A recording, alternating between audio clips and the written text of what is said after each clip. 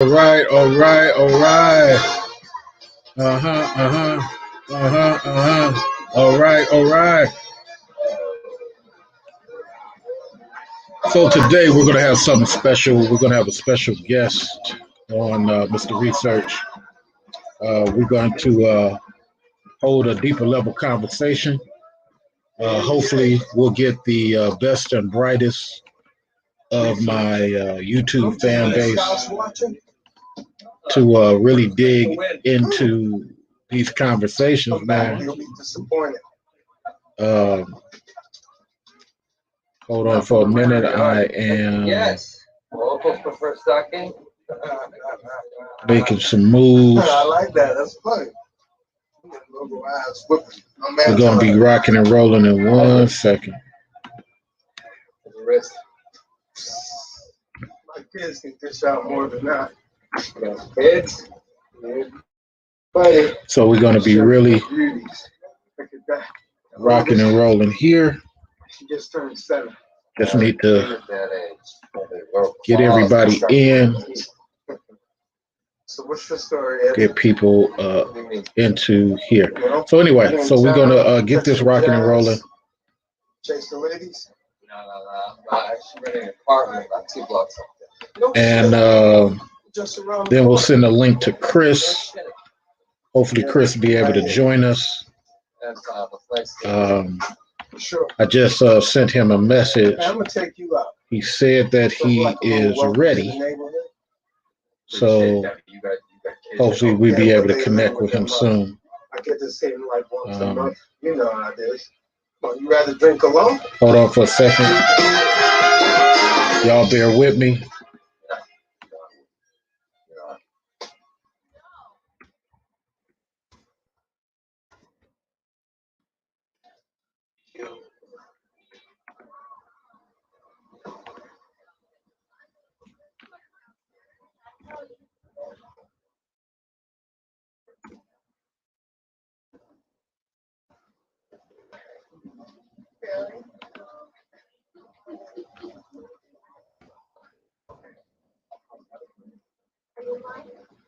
Get this rocking and rolling in a minute.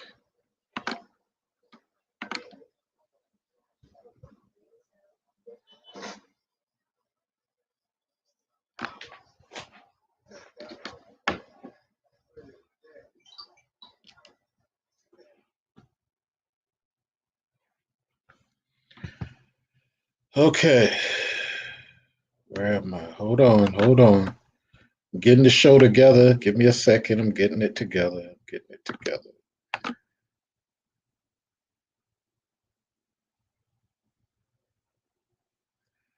Getting the show together. Bear with me a second. We'll be right with you. I need to get all of the... Need to get this thumbnail, and then we can get started. So just keep bearing with me. I'm almost there.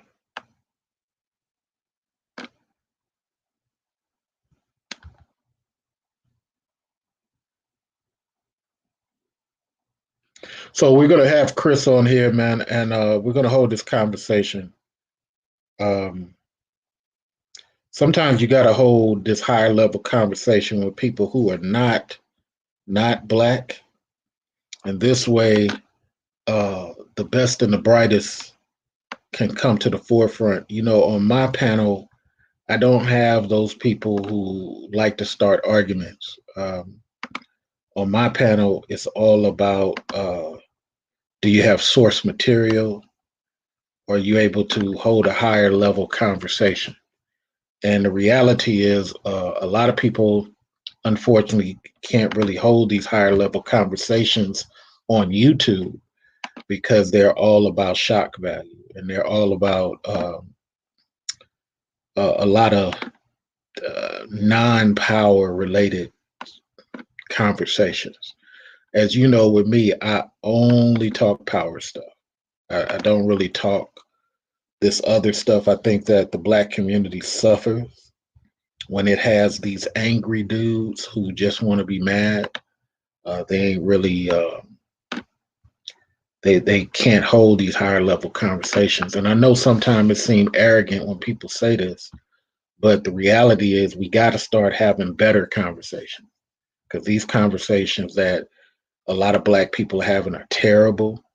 They're plantation conversations, and they make non-Black people look smart with some of the stuff that's said. And people can't really say that they want to build stuff if they're constantly having uh,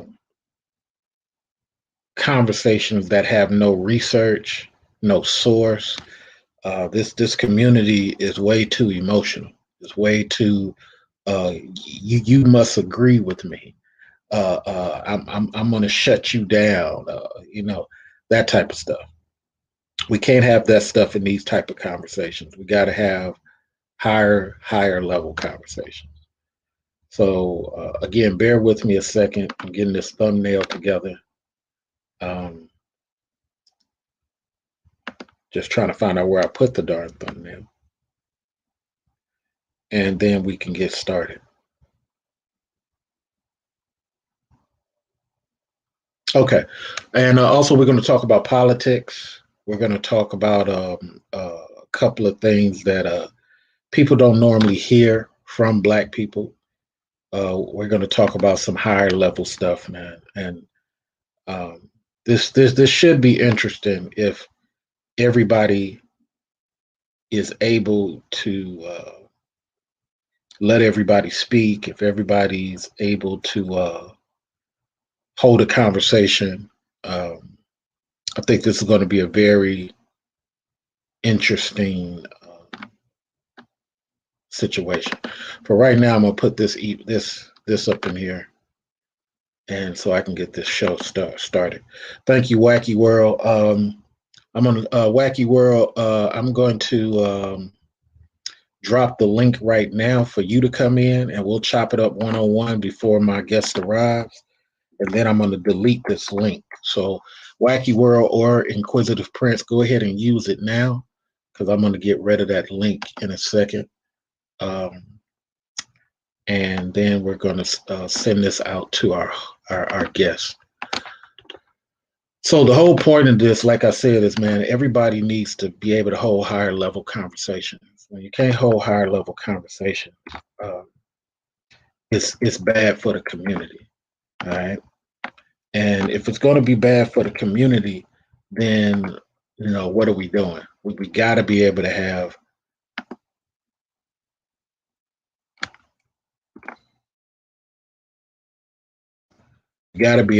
higher level conversations.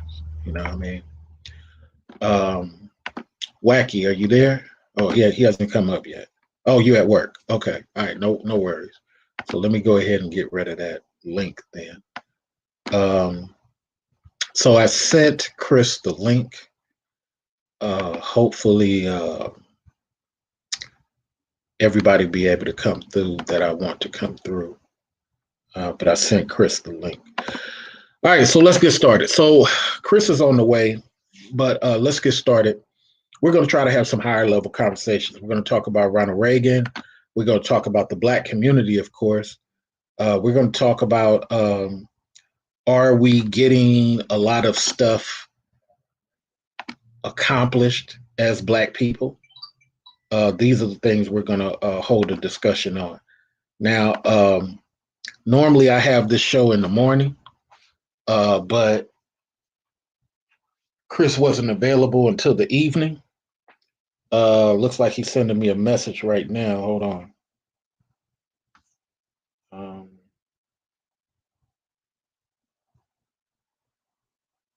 Okay, so he'll be here in less than 5 minutes. So ask some questions. Give me some questions you want this white gentleman to answer. That would be beneficial. Drop me some questions you would like for the gentleman to answer.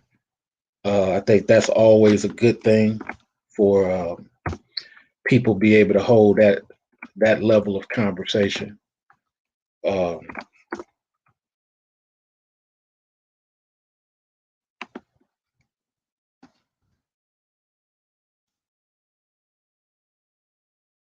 And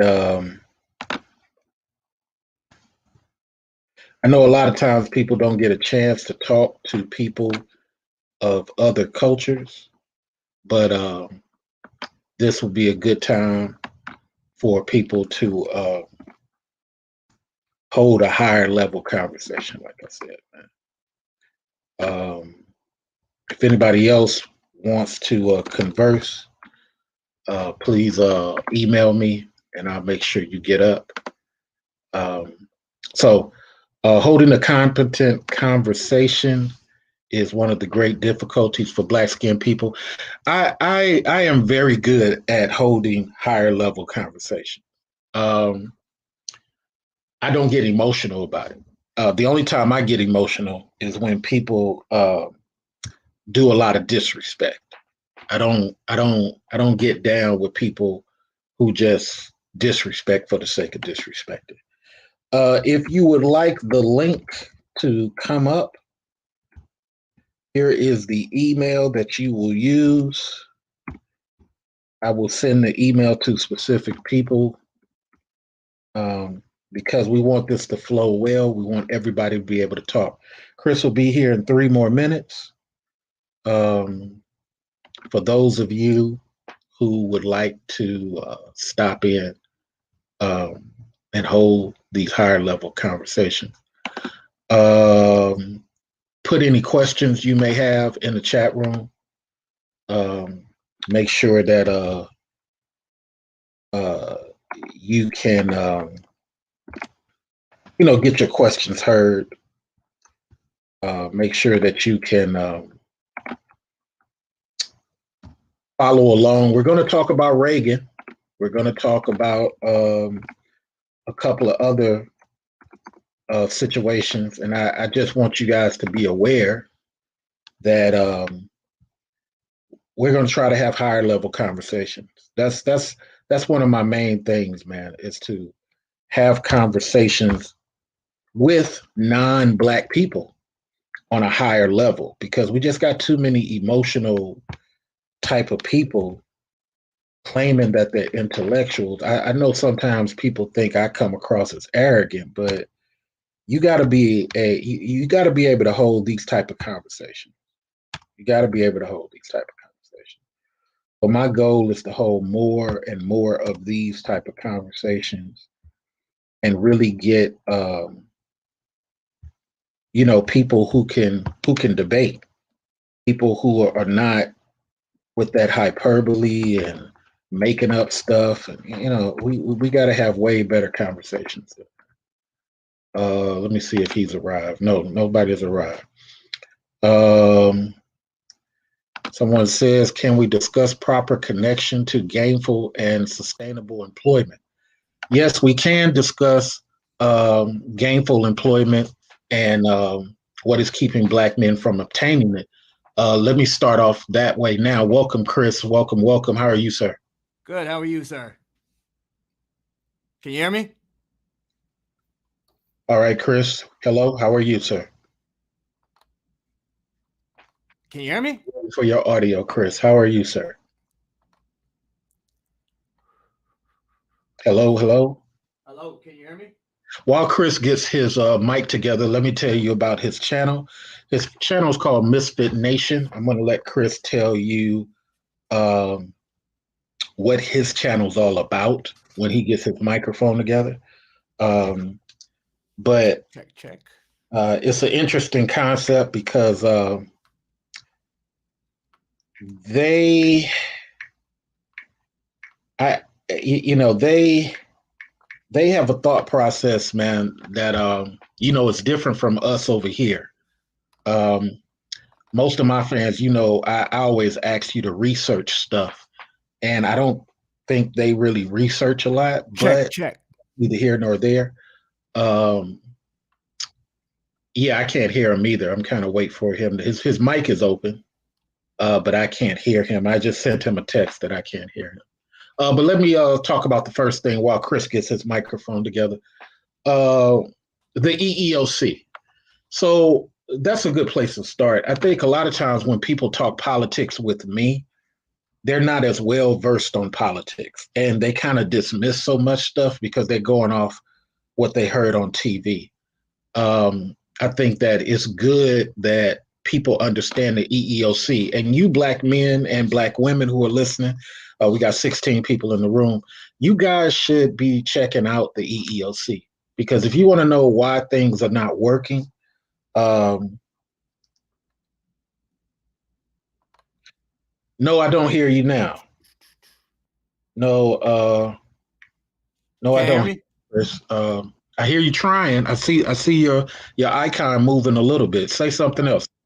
Can you hear me? Can you hear me? Okay, I see it moving, but oh, wait a minute. Hold on. Maybe that's me in error. Say it again, Chris. Can you hear me? Yes, you're good. Thank you so much, Chris. Look at you blaming your error on me, sir. Yeah, that's what I said. I know, I'm messing with you. I know you are. So here's the thing. The first thing I think I need for you guys to understand about Chris and I. When people have intellectual opinions, they don't have to resort to name calling. They don't have to resort to all this type of stuff. So when people address Chris, whether you come on or what have you, all I require is that you keep it intellectual, because if you're going to defeat, or if you guys are speaking against me, like somebody's from Chris's side, the misfits, just keep it intellectual, because what ends up happening is people get really dismissive because they can't articulate their point well. Chris, tell everybody about the misfits, man. Hello, everybody. My name is Krishan the Don. I'm the host of the Misfit Nation podcast.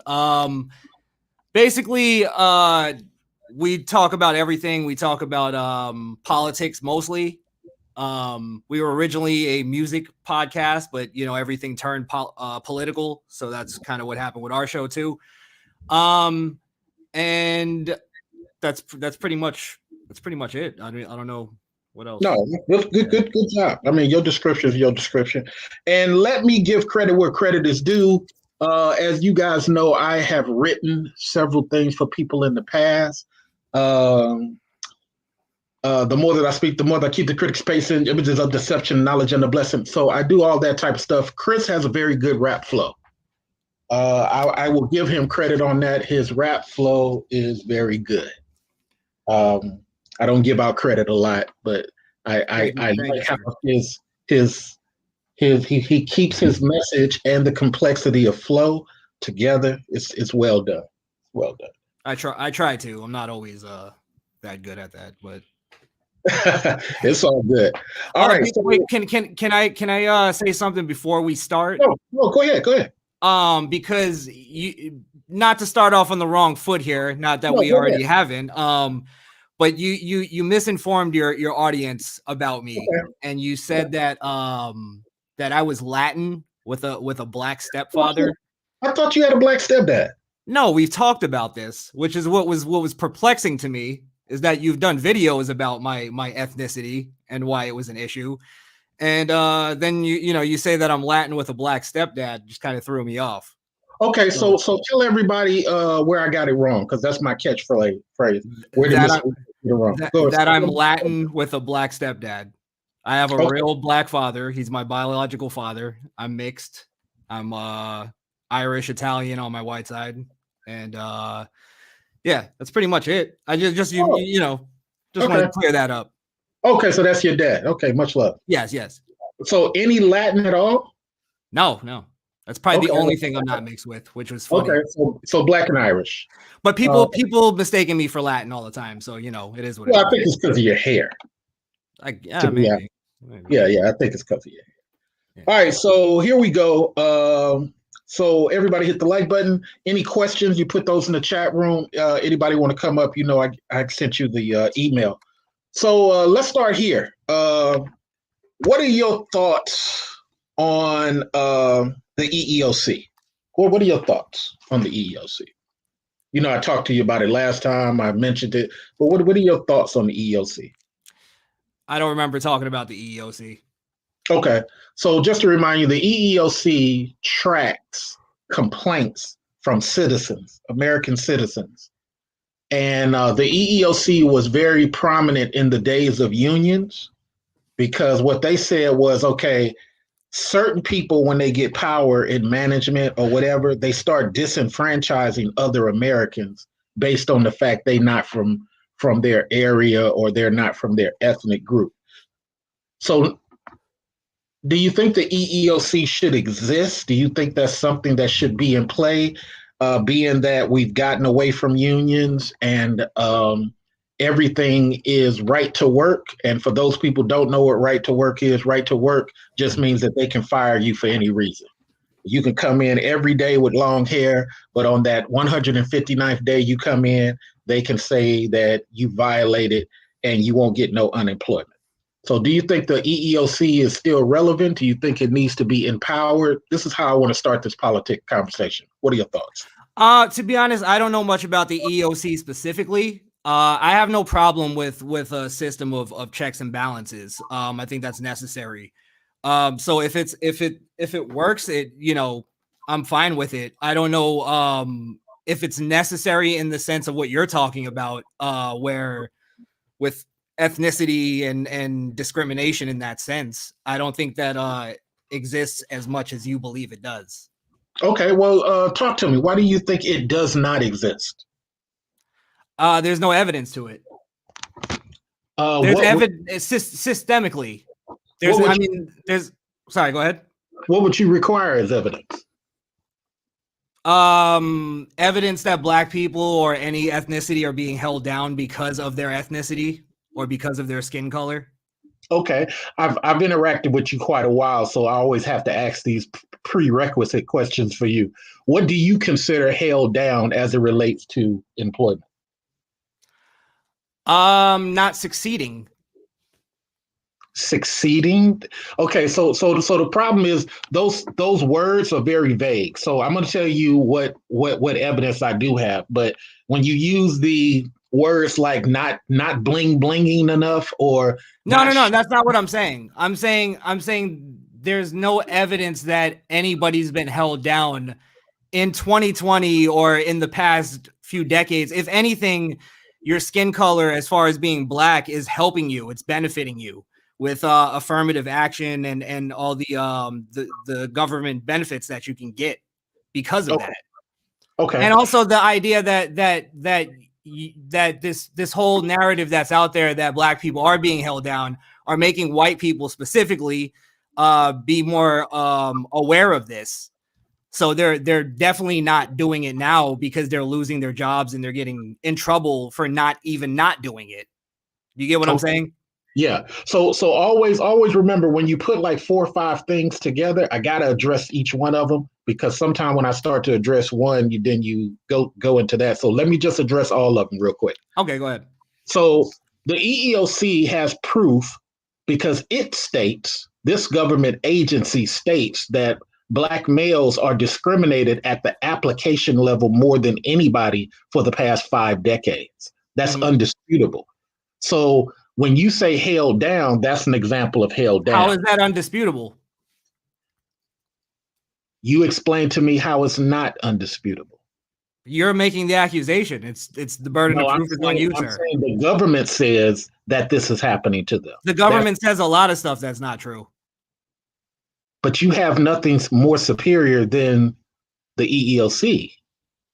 So the EOC is superior, law of the land, whatever they say is the truth. In regards to unemployment, yes. You're talking about a government institution. Okay, what difference does that make if you have nothing that's more superior? Listen, I'm not challenging the integrity of the EEOC. You're saying that it's No, you're saying that it's the word of the EEOC is bond. I'm saying that's not the truth in any aspect of the government. Okay, because one organization says it doesn't make it true. When you say that's not the truth in any organization, you are challenging the integrity. That's what challenging integrity means. When you say, okay, fair enough. I'm challenging the integrity then. Right. So if you're going to challenge the integrity, and we have to get to a consensus, and your consensus is only that anything that doesn't fit the my narrative. I'm not sorry. I'm not challenging the integrity of the organization. I'm challenging the accusation that they're making that you're agreeing to. Oh, okay. Yeah, sorry to clear that up. Okay, thank you. Yeah, because here's the problem that we as Black people always have when people speak against information. It's kind of like what you're doing right now. You're saying that nothing can be validated because anything we put forth as validation, even the government information, you're going to invalidate. So where's the validation if on your own merit, on your own credit? Where's the validation that could prove it? Because you are already saying, well, I'm not going to listen to the government. There's a lot of successful Black people in this country. Okay, so you mean that just because there are a lot of successful anything, that therefore nothing is happening to the rest of them? That's what you're saying? No. You got to be more clear with me, Chris. I'm not saying. What I'm saying is that what you think is holding you back is not holding you back because other Black people have made it. I don't get what's holding you back. What is special about those Black people? Like my father. He came here from a different country, moved here, right. A Black man, got a job, made a career, supported a family, bought a house, did everything. What makes him more special than the Black people that you're talking about? Because when you're looking at your own anecdotal, your own surrounding situation, that is not the totality of the nation. Let me give you an example. Let's use sports. Okay, that's the easiest way to simplify it. Prior to you being born, do you think that let me use ever since for the past 5 years, for the past 5 years, you've seen a couple of quarterbacks who were Black, right? Mm-hmm. Do you think that there's been something to stop Black head coaches? No. Your own thing again. So you said no, right? Why would I believe that? Why would you believe it? Because everybody in the NFL industry says it, including owners. Mm-hmm. So how is your information? Okay, let me explain what I mean by now challenging the integrity, right? Okay, go ahead. You're expecting me to believe just because the NFL, the owners of the NFL say it, that it's true and that they don't have anything to benefit from there being some kind of like, okay, we're going to be the ones that are going to clean up the racism here or whatever it is. What I'm saying is this, is you're telling me now a company like the NFL who supports China and a communist country like China. And no, because I am challenging the integrity. I'm telling you why I don't trust the NFL's word. Okay. Yeah, so that you're expecting me to trust the integrity of the NFL, who supports a communist country like China, who still has slavery and still has sex trafficking and all this stuff going on. Like I don't get.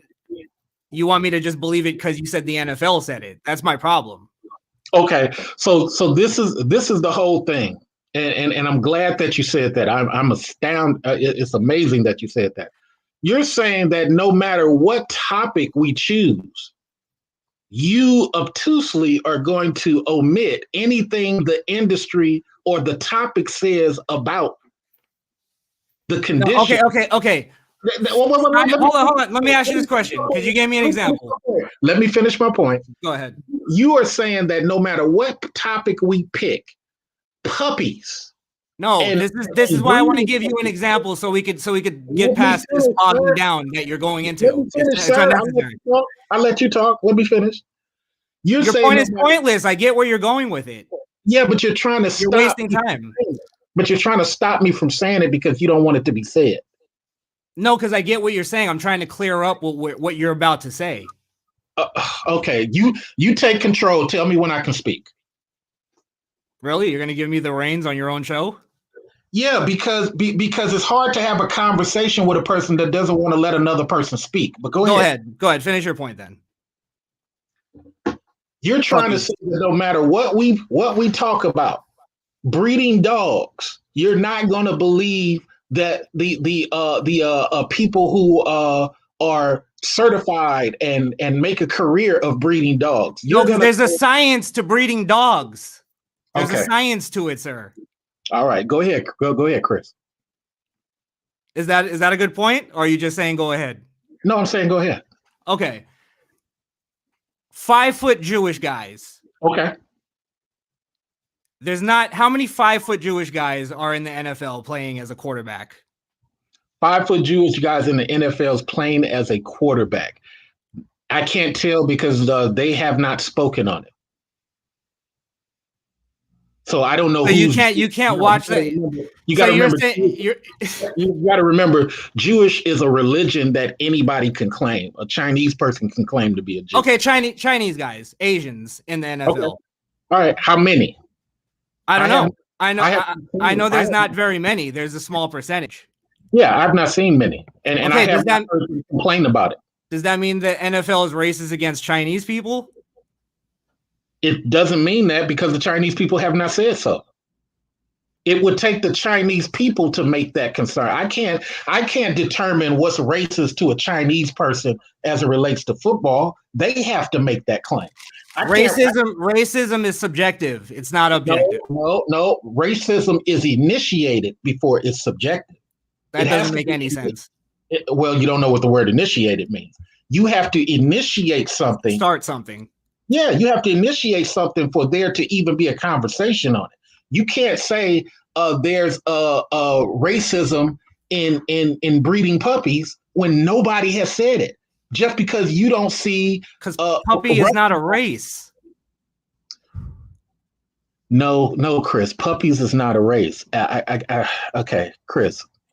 If there are Asian people raising puppies, and there's only 3 Asian people in the entire industry, if they don't have a problem with the fact there's only 3, then the conversation never comes about. But if some Jewish guy feels that 1,500 Jews in the industry is not enough, and he says that there's discrimination, that's him initiating the conversation. Okay, by not enough, what do you mean by that? Like, what would be the accurate percentage? Like, does the percentage in every single industry have to match the population perfectly in order for you to accept it not to be racist? No, I gave an example about the Jewish guy. Racism has to do with powerful situations being held against a particular group. The same way there was discrimination against women at one point in time. I mean, according to you, you're going to say that never existed. And they didn't have to change laws to make that happen. According to you, you're going to say there was no discrimination in women voting. No, see, women are different because women didn't want those rights. They didn't want those rights. No. Interesting. Okay. Interesting. I've seen women complain in England back in the 1400s about voting. I've seen women complain about working back in England and the stuff that I read, but you are saying that never happened. That's interesting. No. I'm not saying it never happened. I'm saying that the majority of women didn't want those rights at that time. And men ended up giving them the rights. According to who? According to people who have written diaries and stuff like that at that time and publications. Interesting. Okay. Yeah. Let me read some of the chats and then we'll get right back to Chris. And the whole point of this, gentleman, is not whether Chris agrees with me or not, or I agree with him. I want you to understand how to hold conversations with people that you disagree with. Mr. Sway says he never asked or referred to any study or evidence. No, Chris is not gonna. But that's not my job to give. That's your job. You're making the argument, Mr. Research. Yeah, but you're telling me to go. If you gave me a study, then that would be a different argument. You gave me somebody's word. No, I gave you a government agency. And you said, and what they said. Okay, let's break that down then. Okay, right? A government agency is greater than a study. Did you know that? No, that's not true. Wow. Have you lived in COVID America? What is a study to you? What is a study to you?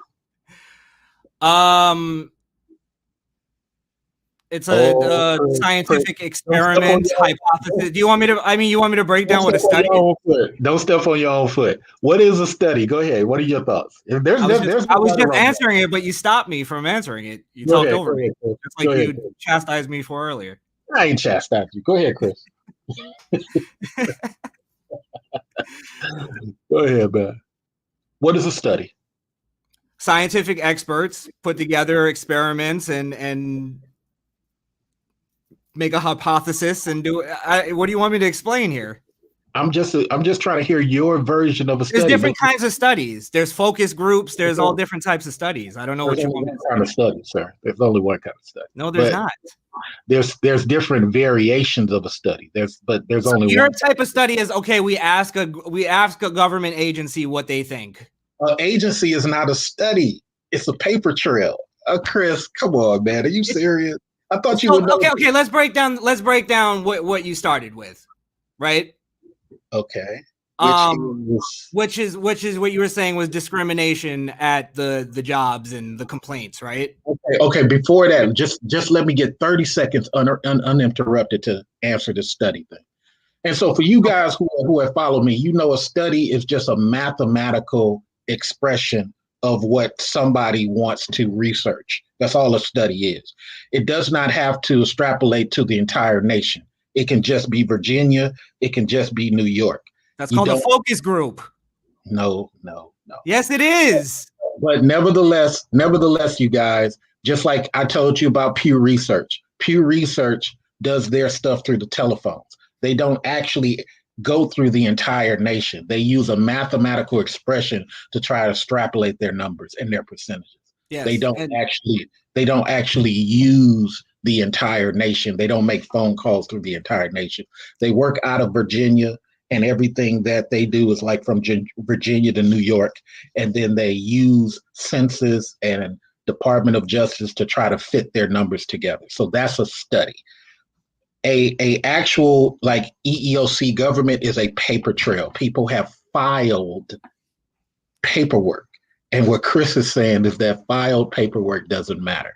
So let's go back to what Chris said. No, you're putting words in my mouth. That's why you wanted uninterrupted time so you could put words in my mouth. No, go ahead.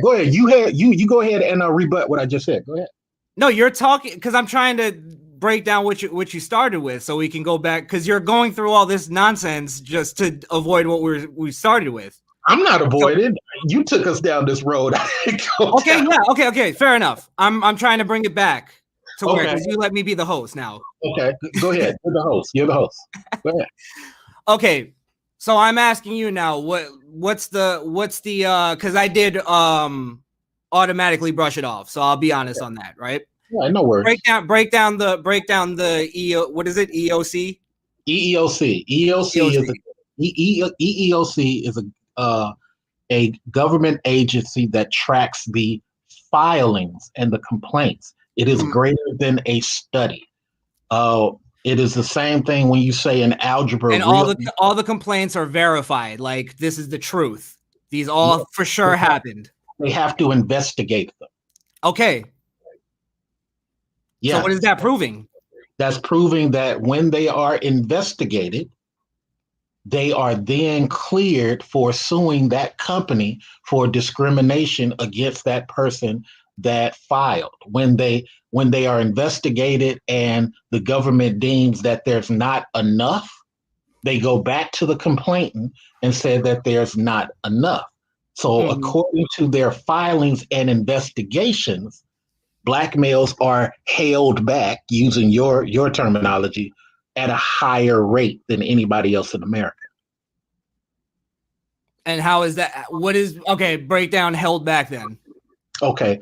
My version of held back means that when they apply, just like Chris applied, or just like a Chinese guy applied, there are reasons and factors that they have determined through their investigation that are not consistent with that Black applicant being seen like a regular person for their credentials. For example, there are things in the EOC where they find that they picked somebody who had less credentialing than Krishan and the black guy.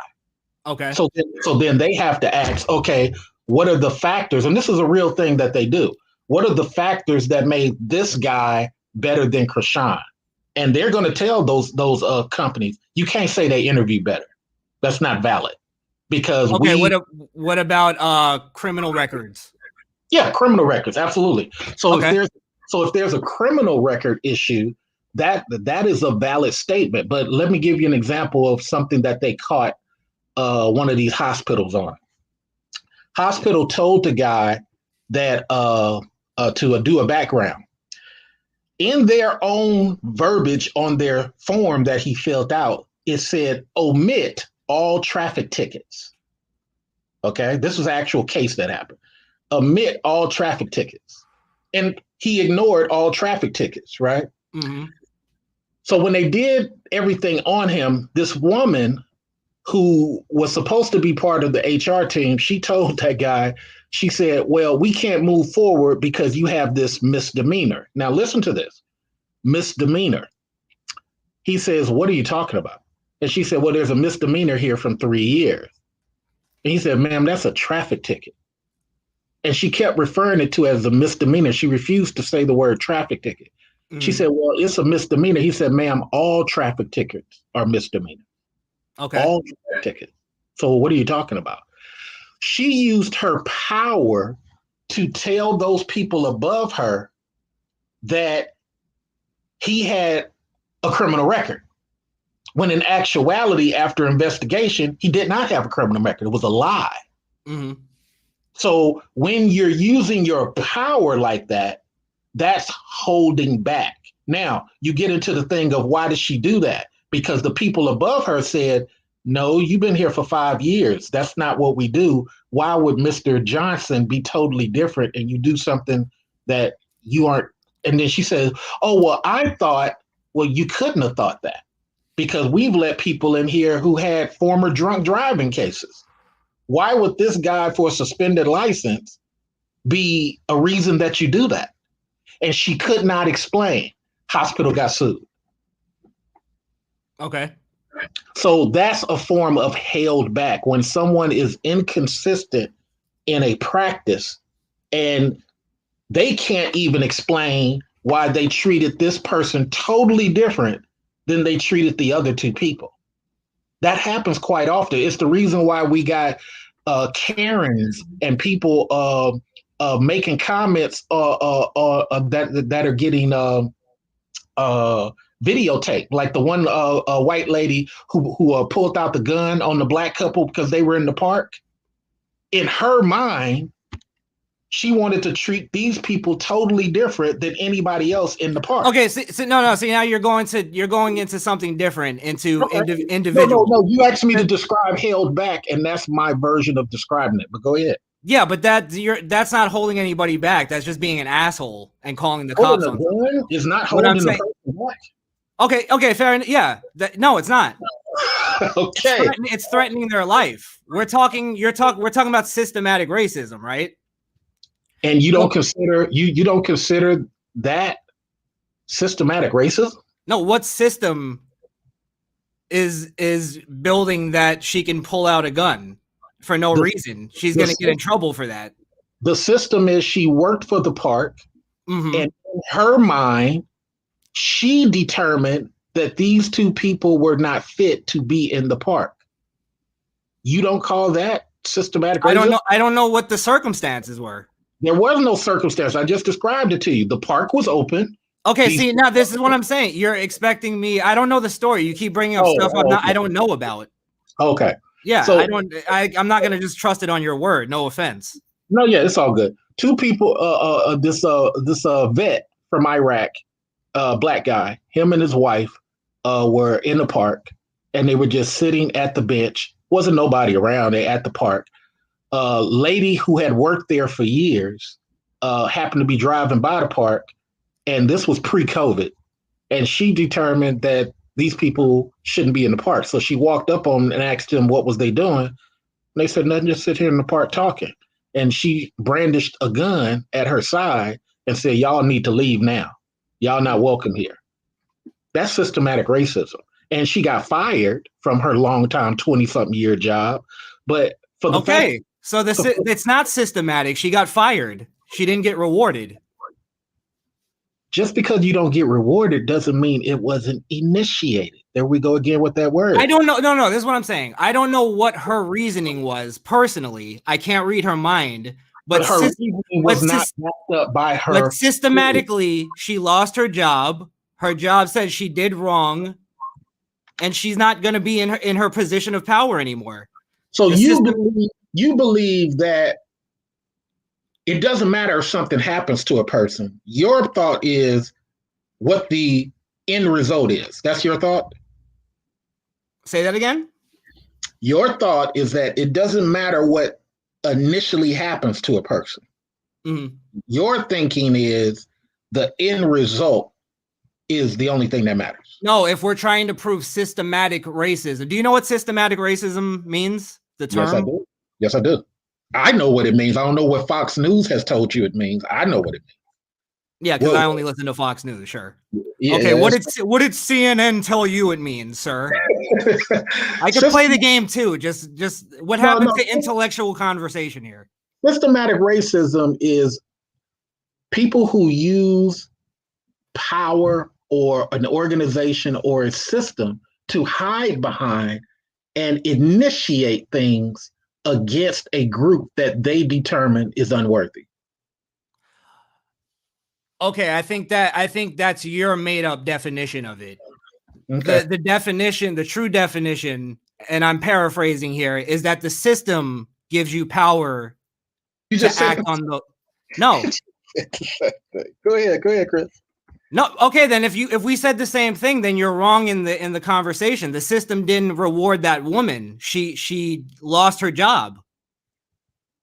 She lost her job, yes, but did she use the system to initiate? She tried to, but maybe she thought the system was going to help her, but she got the wrong system. The system worked in that situation.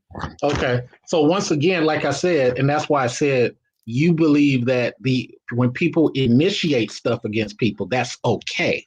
Your thing is as long as there's some. I don't know how you're getting to that point that I think the initiation is okay, but the result is okay to fire her. That doesn't make sense. Because you keep coming back to the same comment out of your mouth, which is she was fired. Yeah. Okay. Meaning the system did not work for her. Right. But okay. So here's the thing. If you're doing something to somebody, who's more affected? The victim, of course. Right. But you keep saying that the victim having that racism initiated to them, it's like they're supposed to wash it off. You're assuming this woman had racism. I don't know. Maybe she did. Let's go down that route. She was racist, right?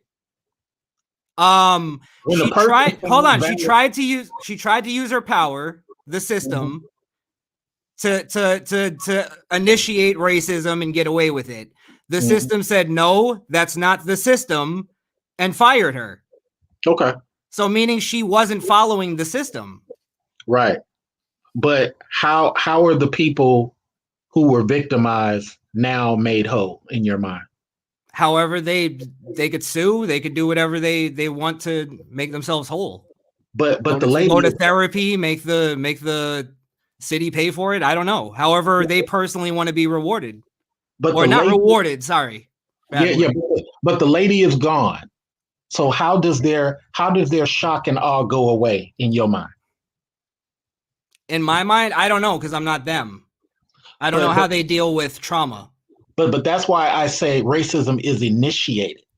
It's not about the resolution thereafter. Everything is initiated. I don't know what you're talking about. When it comes I think you're just being fancy with your words, and it doesn't make sense. I'm really not. Well, it's not that I'm fancy. I don't like to throw it around. I'm an honor student, I'm not fancy about it. It's just this is how I speak. I'm from the hood, but this is just how I speak. When you make everything is initiated. This conversation was initiated. True. Like everything is started at some point. I don't know what you mean. Racism does not have to be started. I agree. Okay, I agree with you. And racism is initiated. People choose to start it. Yeah. If somebody starts addressing you about your long hair, think about the 39 people you walked past that that said nothing about your long hair. It took somebody to initiate and interrupt your day about your long hair. And my thing is, I don't care what they say about my hair. It's not about that you don't care. The fact is, this person initiated something.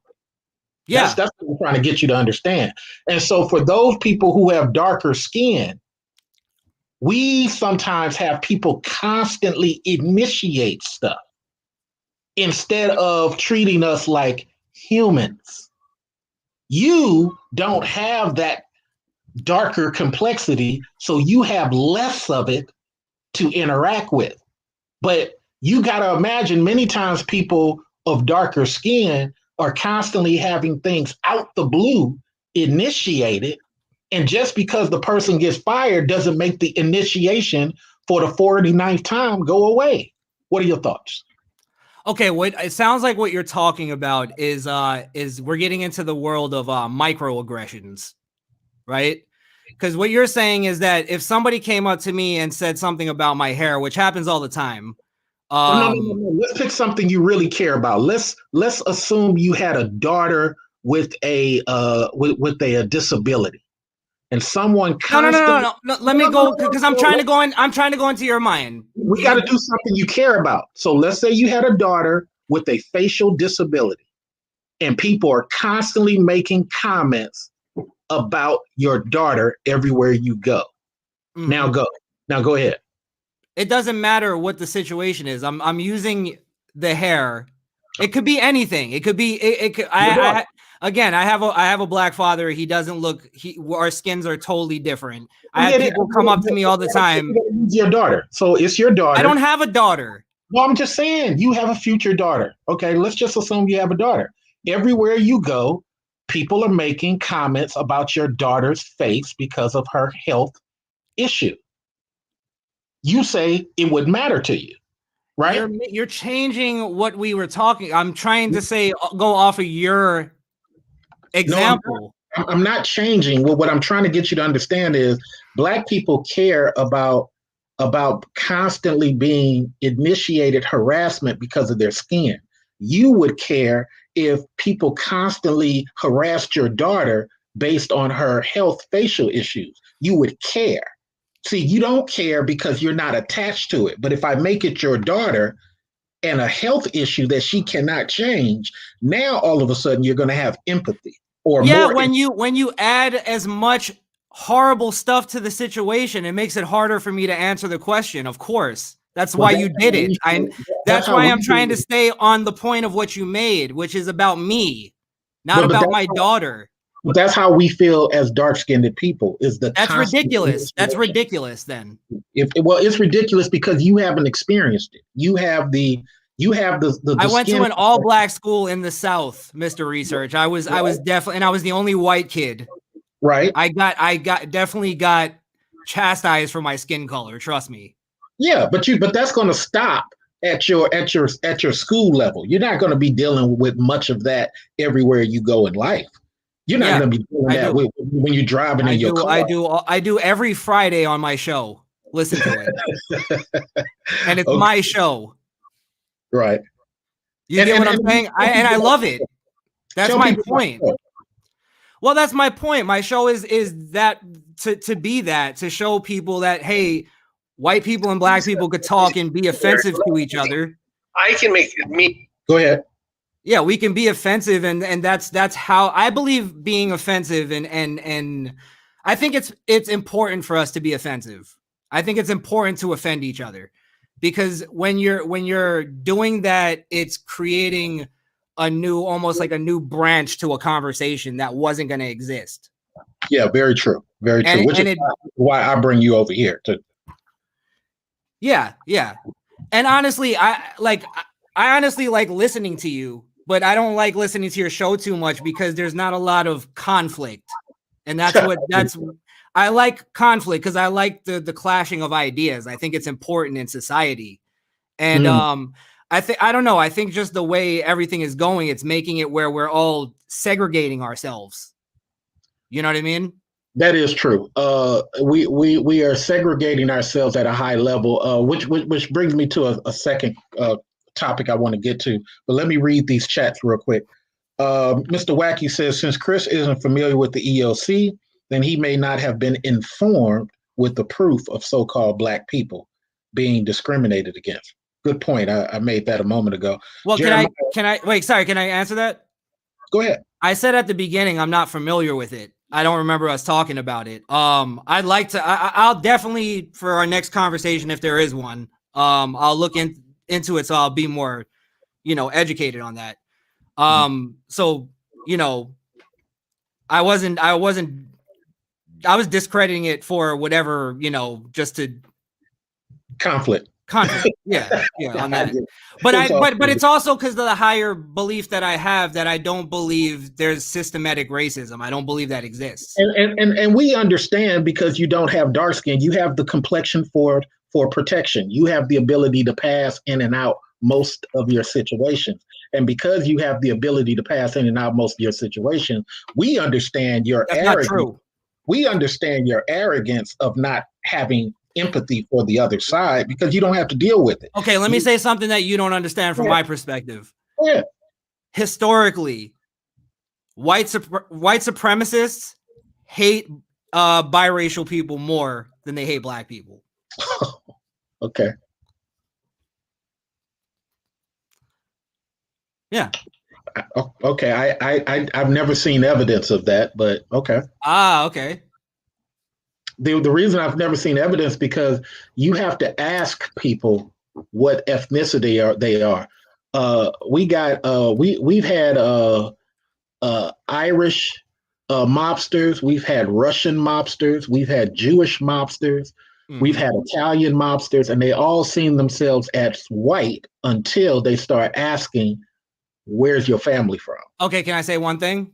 Mm-hmm. Why don't you get like some Jewish working people, some Italian working people, some Irish working? Why is it always mobsters? Why do you have to get that point of view? Well, let's use because I used to work around Teamsters, so that's a great segue. So I worked in Seattle around a bunch of Teamsters at Kenworth Trucking. We had white Italian guys. You had one guy, he was so dark, he would always go around trying to pick fights with the dark Black people, and then run over to the white people. And it was like, me and the white guy, Doug, because Doug used to dress like a punk rocker, but he loved hip hop. He hated rock. It was a big contradiction. But me and Doug used to sit and laugh at the guy, because it's like his Italian skin tone was really dark. Like when the sun came out, man, he got dark. But he would always make these racial Moulignon jokes. And we would just sit there and laugh at him between me and Doug, because I said to Doug, Doug, you know who you are. You are a guy who dresses punk, torn jeans, bleached hair, curl perm, but you listen to nothing but hip hop. You know who you are. It's a contradiction to everybody else who sees you, but you know who you are. Oh boy, he has no idea who he is. And his whole thing is to initiate problems with people in the hopes that they get mad. And we just used to the problem is that white people don't have an identity anymore. And the reason why is because they get in trouble for their identity, no matter if it's offensive or not. Explain how. Do you watch the news? Do you see what's going on?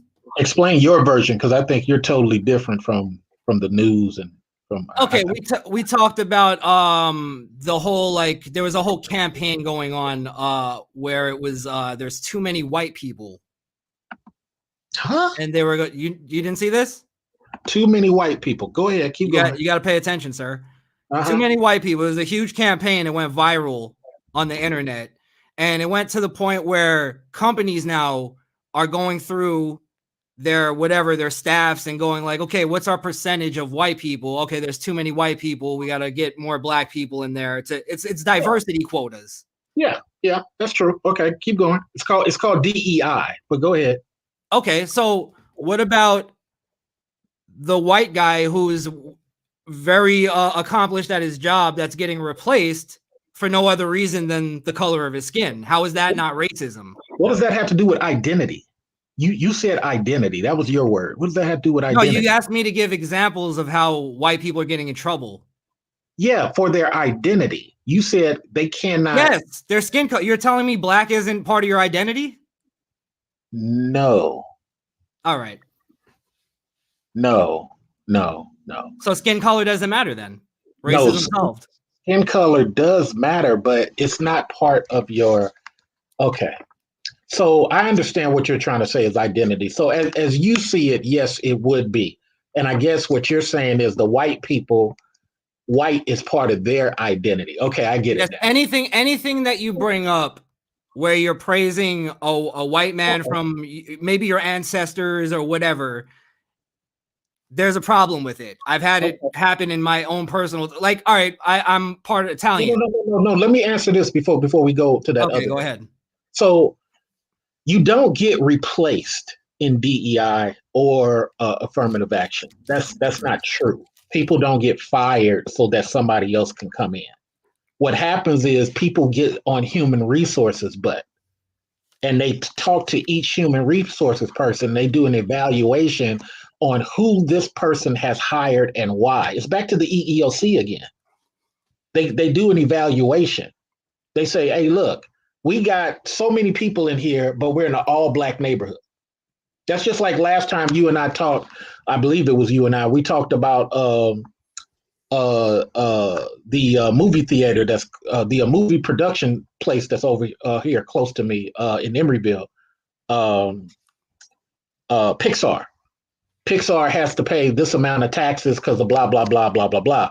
Well, they're in a all black neighborhood and they haven't hired anybody from the neighborhood, but they're getting tax benefits from the city, claiming that they're going to bring jobs to the neighborhood. Let me say it again for everybody, because everybody who listens to me know that I say this on a normal. If a company is getting tax loopholes, which what we call corporate welfare, if a company is getting tax loopholes claiming I'm bringing jobs to this city, but then they consistently hire people 30 miles and 40 miles away under the guise of they're more qualified, then now we need to look at your records and judge how you came to the conclusion that these people are more qualified than these applicants who applied here. And if you as the government find that you have violated, we're going to fine you. It doesn't mean that Tom loses his job. It means that HR is in trouble and they might lose their job. But go ahead. Okay, if you're talking about, you said Pixar, right? Yeah, I believe that's what we talked about last time. Yeah. Pixar. The point about Pixar is that Pixar is a company that hires specialists from all over the world. No, there's no. Pixar is a company that hires people, period. But they can choose to hire specialists. There's nothing in law that says you have to hire the most qualified people. No, That's what I mean, you're talking about like artists and stuff like that. We're not talking about like a janitor or somebody that can just be hired anywhere. Okay, we're talking about artists. Go ahead. Yeah. So as an artist, there's an artist in Hong Kong right now that wants to work for Pixar. Okay. And because of America, maybe he'll be able to. Okay. You get what I'm saying?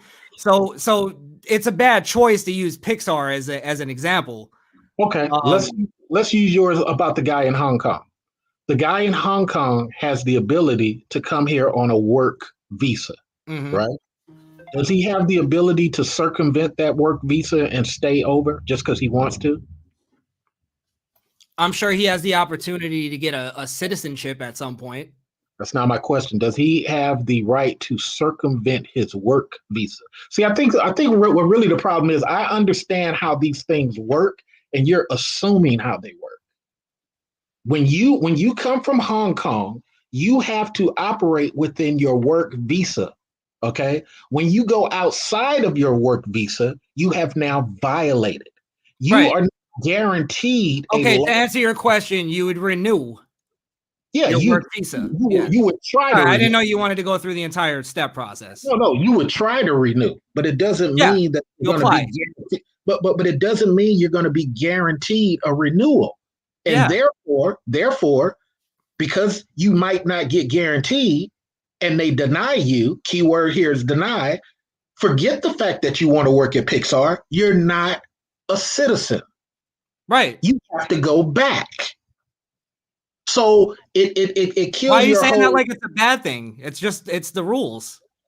Right, but you said a guy wants to work at Pixar. He's in Hong Kong. He has according to our laws here in America. I've been a conservative for years, bro. In our laws here in America, you take the American first. That's law. When you start circumventing that, then just like what's happening with Facebook, just like what's happening with Google, you're going to start getting penalized for bad practices. You're going to start getting fined billions of dollars because you're telling people, well, we need to do visas. We need these H-1 visas, which go against Americans, because we need to hire these people from way over here.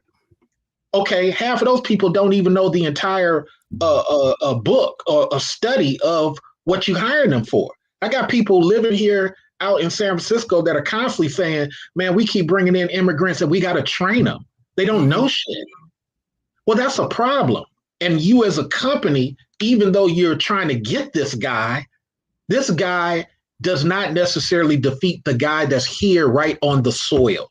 And you got to be American first. And sometimes when I hear anti-Black people or people who are against Blacks, it's like they're so deep into this against that they trickle into against American. Look, if there's an American here local to Pixar, pick that person, because getting a guy way over and blah, blah, blah, there's no guarantee that you're going to be able to keep him because of the visa rules. So you're going to bring him all the way over here. You're going to bankroll him. He's going to work.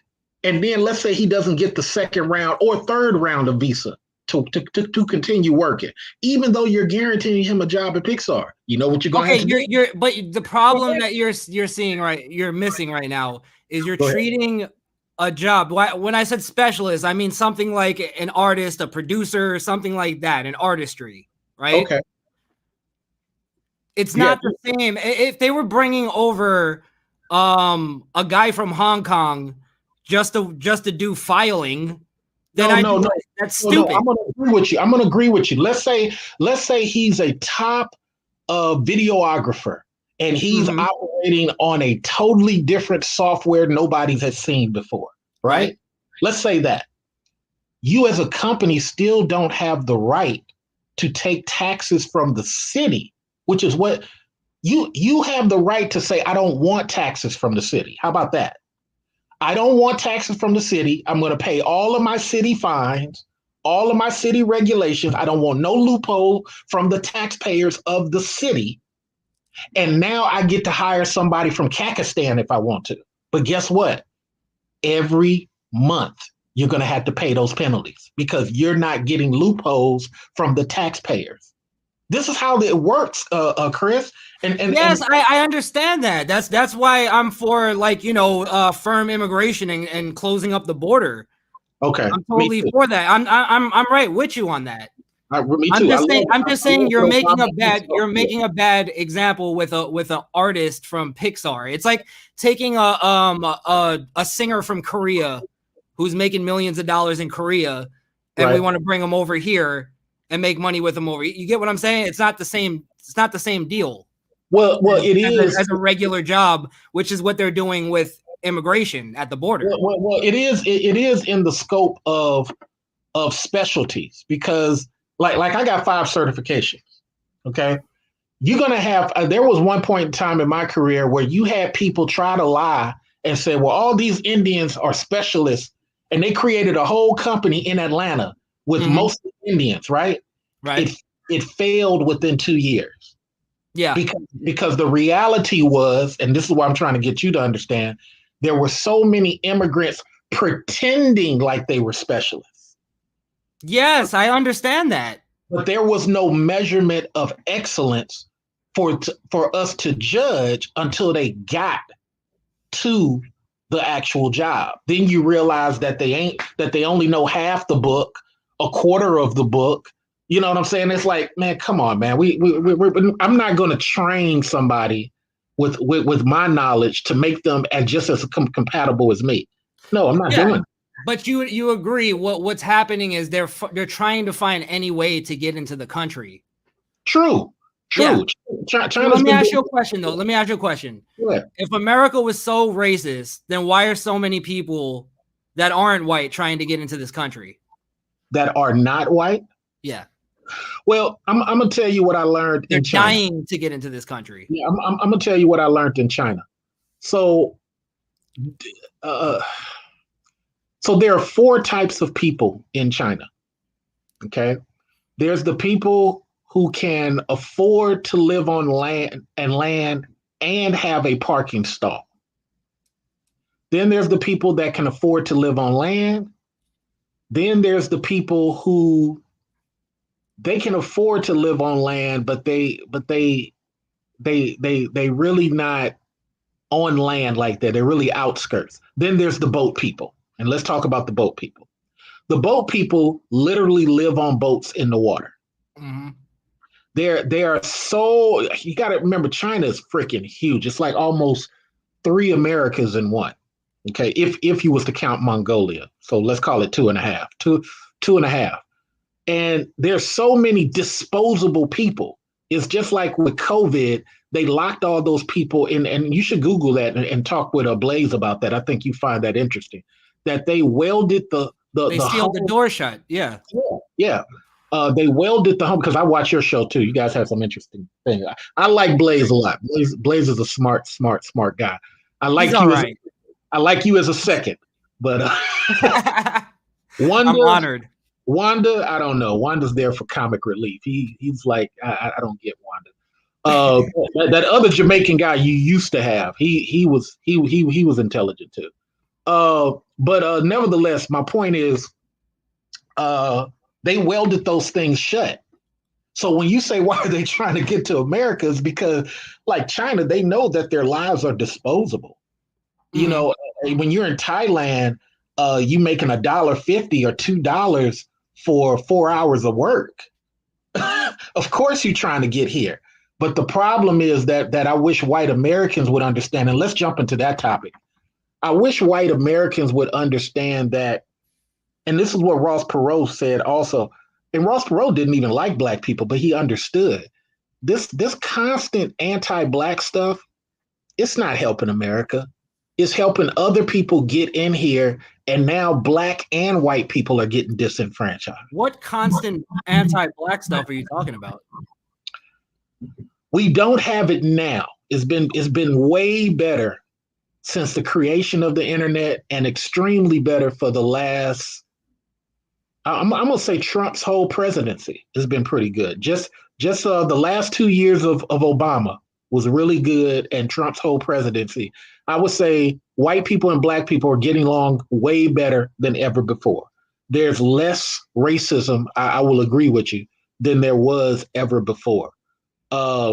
So I just want white people to kind of understand, and maybe you can educate me, because this is the point another reason I brought you on, to you to give me your point of view. I just wish white people can understand a little bit that if they still have some of these blacks are not truly American type of behaviors, and they do a lot of this immigration stuff, and really go out of their way to help immigrants, what's going to end up happening is you're going to see the slow takeover of the country, kind of like what Rome did. But educate me on your thoughts. I think you and most black people have a problem with realizing that white people are not unified at all, which is why we have conservative and liberals almost completely split down the middle in the country. So when you're saying white people, it's like you. In my mind, I know you're talking about the guilty white liberals that are the Democrats that are running the country right now. So I think that's where you have the sort of split in your mind, where you just kind of see all white people as just one monolith. Yeah, that's true. I mean, like I said, it's way better than what it used to be. So I really can't say it's one monolith. I've seen this crop of hip hop white people are better, way better than the 80s and 90s white people. And no, I would say the 90s white people. The 80s white people is pretty good. Because I've had racist white people be way better than some black people. I'm gonna be honest about that. When I was a kid, I've had even in my career, I've had white people fight black people on my behalf. So I gotta say that white people have come a long way.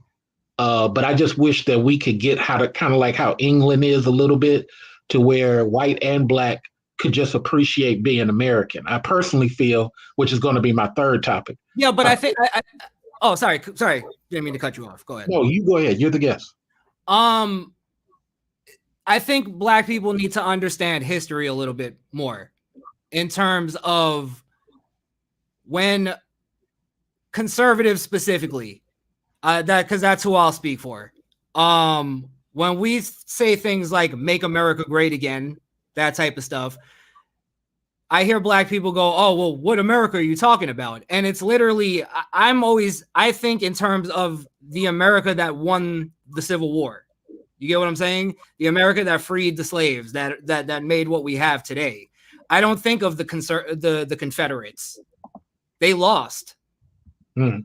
You get what I'm saying? And I think if black people understood that a little bit better, it would remove this whole idea that, like, because, all right, for instance, you're saying racist white people said this to me and said that to me. And it's like, I have a hard time, and this is my disconnect with you, is I have a hard time knowing whether or not it's really racist.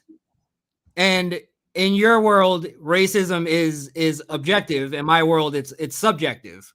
True. So that's where we have our disconnect, and I think that's where it makes it hard for us to have these conversations.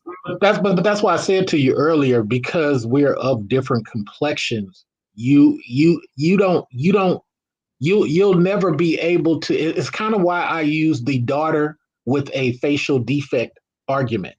You'll never have the true empathy for it, because you're not, and that's just psychology. Well, that's what. Nobody. That's just what they teach you in any psychology class. You're not gonna have empathy unless, matter of fact, they teach you this in public speaking too. You have to get the audience to understand that you have empathy for their plight, even though you've never experienced it. And when you don't have the capability to do that, there will always be a disconnect. I totally get what you're saying about white people's perspective and white people's thought process. I get it. But you, when I talk on it on the black level, it's always a disconnect for you. No, you don't get it. I had a problem with how you looked at it with white people. I told you you're seeing white people as a monolith, and you're talking about all the problems that you have with white people, to me, seem to be the guilty white liberals that are feeding you all these lies. Okay, what lie? You get what I'm saying? But the people, the Republicans and the conservatives who really are actually trying to do something about the immigration problem, and actually doing something about the crime in black neighborhoods, they see, and you see, and everybody sees them as the racists. Right. So that's what I don't understand. So let me help you understand. So let's get into this topic, Reagan versus Bush. So my favorite president was actually George Bush Sr. I thought his son was a clown. His son's probably the worst guy. His son was just the worst. I mean, Trump is way better than his son in my view. But Reagan to me was the second most evil person to me in my book. As conservatives, we're supposed to be about the family. Reagan was anti-family according to his policies. His policies were about divorce. His policy was about creating single motherhood. His policies were about increasing single welfare for women.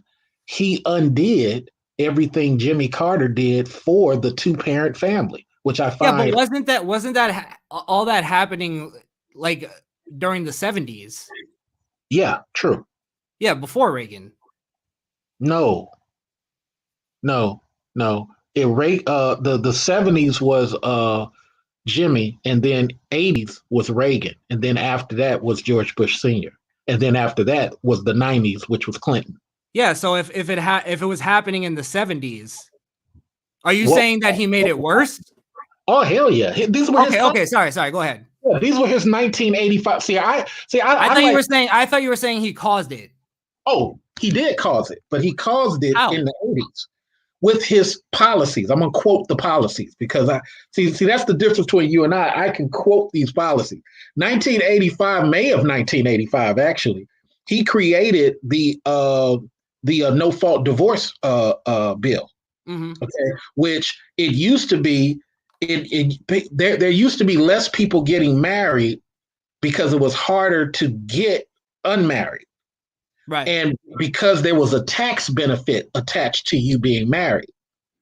So sometimes you had people getting married but really didn't spend time together. It was a business thing, right? If a person not necessarily. You're talking well, this is when people was higher level. Well, that's what I operate on. What am I supposed to? I'm confused. What do you do? Arranged marriages? No, I work on a higher level. No, you're talking about. All right. For instance, you're saying that most people were getting married as a business deal. Yeah. No. Why not? You're saying that most people were getting married as like strictly. This is about money and this is about business. It's not about starting a family. It's not about like a human. Having a family is about business. It's about lineage. It's All about. Right, you're being fancy with your words again. Go ahead. That's just what it is, bro. Okay. No, it's not. See, that's the problem. That's the problem with the Black community is there's always always financial and what do you material. believe marriage is? What do you believe marriage is? All right. You're finding somebody that you want to build a family with, and that you want to build what you're saying. All right, I'm gonna be fancy with my words so I can match you. I just you want to build an empire with somebody that you trust. That's business. Yeah, that's what I'm saying. That's why you're being fancy with your words, and I'm being fancy with my words. Right. So you want something left for your son. That's business. You want you. Not always. You're getting married to somebody you love and that you trust. I don't want to be sappy about it, but Jesus. Okay. Well, nevertheless, these policies in 1985 had to do with the business part of marriage. And sorry, can I say this, dude? Because I forgot to say this. Go ahead. You're missing that people weren't getting, and this is why it was more of an issue in the 70s before Reagan, is that when we had all these unnecessary social programs in the welfare state, women were incentivized, specifically Black women, to not have a father in the home. I'm sorry, somebody made a comment. I've been reading these fools too. I talk with people who have far less knowledge. All right, I hear you, Nagone. I hear you. Oh, by the way, Nagone, right? He said something about who gets lynched the most. The largest American lynching in American history was done to Italian people. Look it up, fool.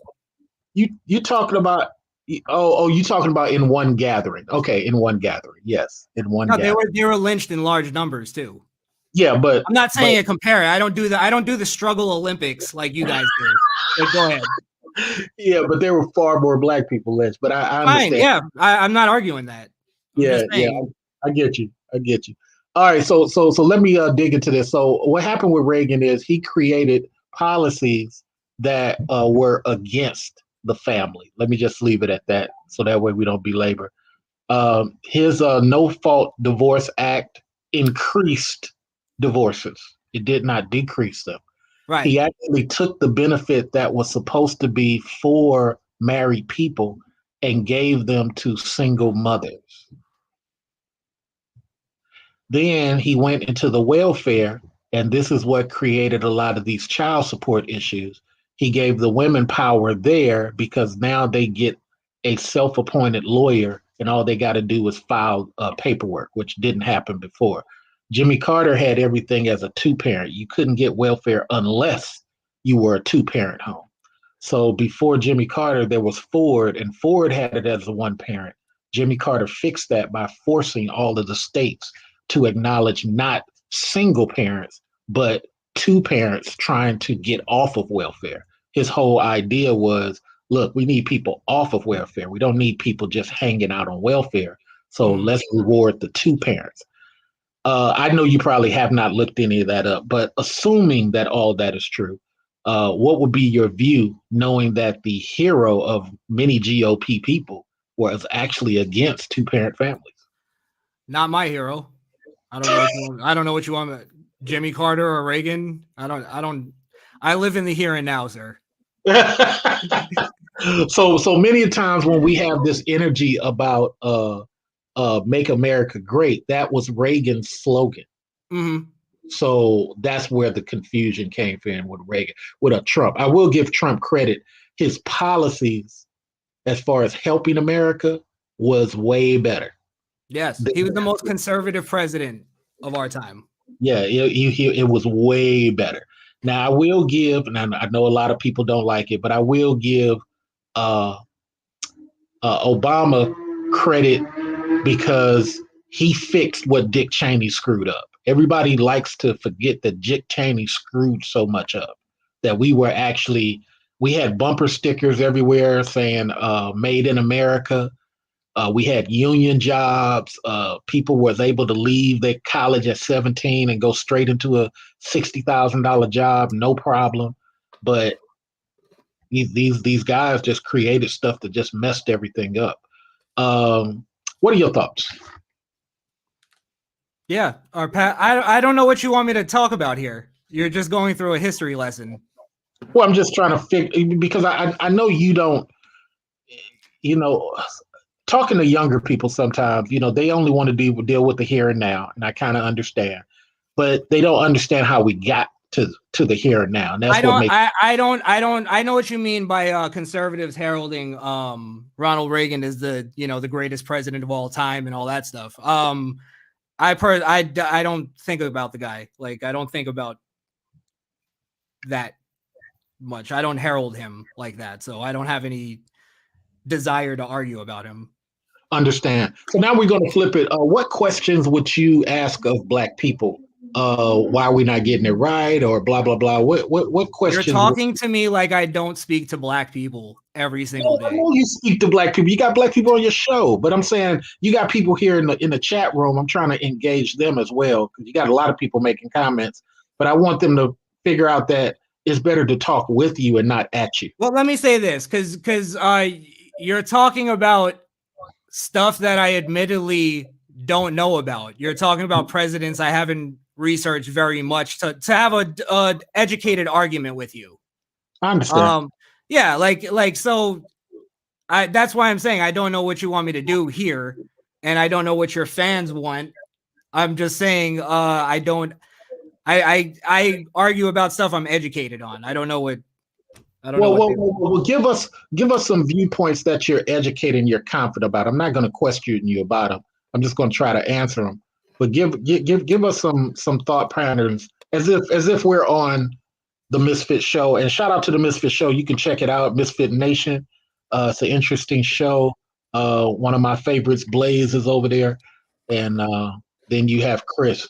So what are some of your things you would talk about? I'll give you an example. We just did a video about this whole Stop Asian Hate Crime thing, right? Right. And I had interviewed four people in Chinatown where I live. Right. I found that interesting. But go ahead. And this is the thing is, obviously I'm not gonna sit here and denounce. Not denounce. Sorry, I'm not gonna sit here and pretend this guy who went around in Atlanta and shot up these beauty parlors. Right. That was tragic and horrific, and that guy should, get the death penalty and all that stuff. Well, according to the police chief, he was having a bad day. Well, that's the police chief quoting him. See, I don't know why. I don't understand why you have this selective knowledge and the selective intelligence where you don't understand that's him saying what he said. Because as a were they supposed to put words in his mouth? No, you're not supposed to say that in any public forum on what he said. That's for why not? They do it all the time. Because what ends up happening is optics. It's called optics. You don't. Yeah, every single person looked at that, no matter what, and laughed at it, and said "fuck that guy." Excuse my language. I don't know if you. Yeah. The classy show here. But the guy, he shot up he shot up all these things. Go ahead. You were saying. What I was gonna say though is, this whole thing where now Black people are getting behind the whole Stop Asian Hate Crime thing. What I don't understand is that Black people statistically are responsible for more Asian hate crimes than anybody. What are you laughing at? Oh my goodness. I'm sorry. See, you're laughing because you know it's true. No, we're not responsible for a lot of Black. No, not a lot. Most, sir. We're not even responsible for most. Most Black people. Look, let me just speak for my region. Let me be quiet. You may be right nationwide. I haven't researched that. Your region is worse than any other place in the country. No, that's why 85% in the Bay Area. That's not true. Black on Asian. No, it's not. It 100% it is. So why did the 4 people I interviewed said that they haven't experienced none of that? Because you believe in focus groups. Wait a minute! I just picked 4 out of how big is the population in the Bay Area? You're talking about 4 people. I picked 4 random people while I was 4 Asians that were probably scared of you. And that's what I mean. It's like even when we have evidence, you're like, no, fuck that evidence because it benefits Black people. It's statistics. No, sir. No. That's just like most of these people who are getting busted for all the list. Most keyword you said. Most of these people, and I'm glad we got cell phones now. I'm glad we got video camera. See the news has been trying to make it seem like it's a Black thing, but no, most of these people. They've been trying to make it seem like it's a white thing, and they've been going, "Oh, it's because Donald Trump was calling the coronavirus the China virus, and it caused these." It's ridiculous. All I'm gonna say again, I'm glad we got cell phone proof now because most of the people who are getting caught in these cases on camera are white. No, they're not. The guy that got pushed and he got killed, that was a Black guy that did that. No, the other guy that got pushed was a Black guy that did that. 100%. I saw the video and I saw it. Right. The Black guy is not a Black guy. He's not. Here we go. No, because you're going off skin color. The Black guy his last name is Goon. The Black guy is not a Black guy. Okay? He's a dark-skinned African, not even from here. So he was with his Chinese girlfriend, whose last name is Goon. See, that's when you get into these details. This guy ain't even from here. So he's not a Black guy, he's an African. He's a young African guy with his Chinese girlfriend. His Chinese girlfriend was in the car.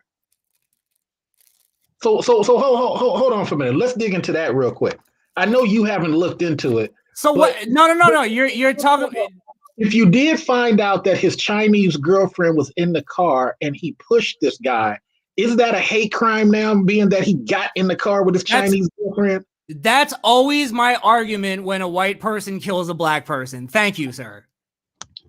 I'm gonna ask you again. If you find that he got in the car with his Chinese girlfriend, are you still considering that a hate crime? And I'm going to be consistent with how I am with every other race when it happens. I don't know.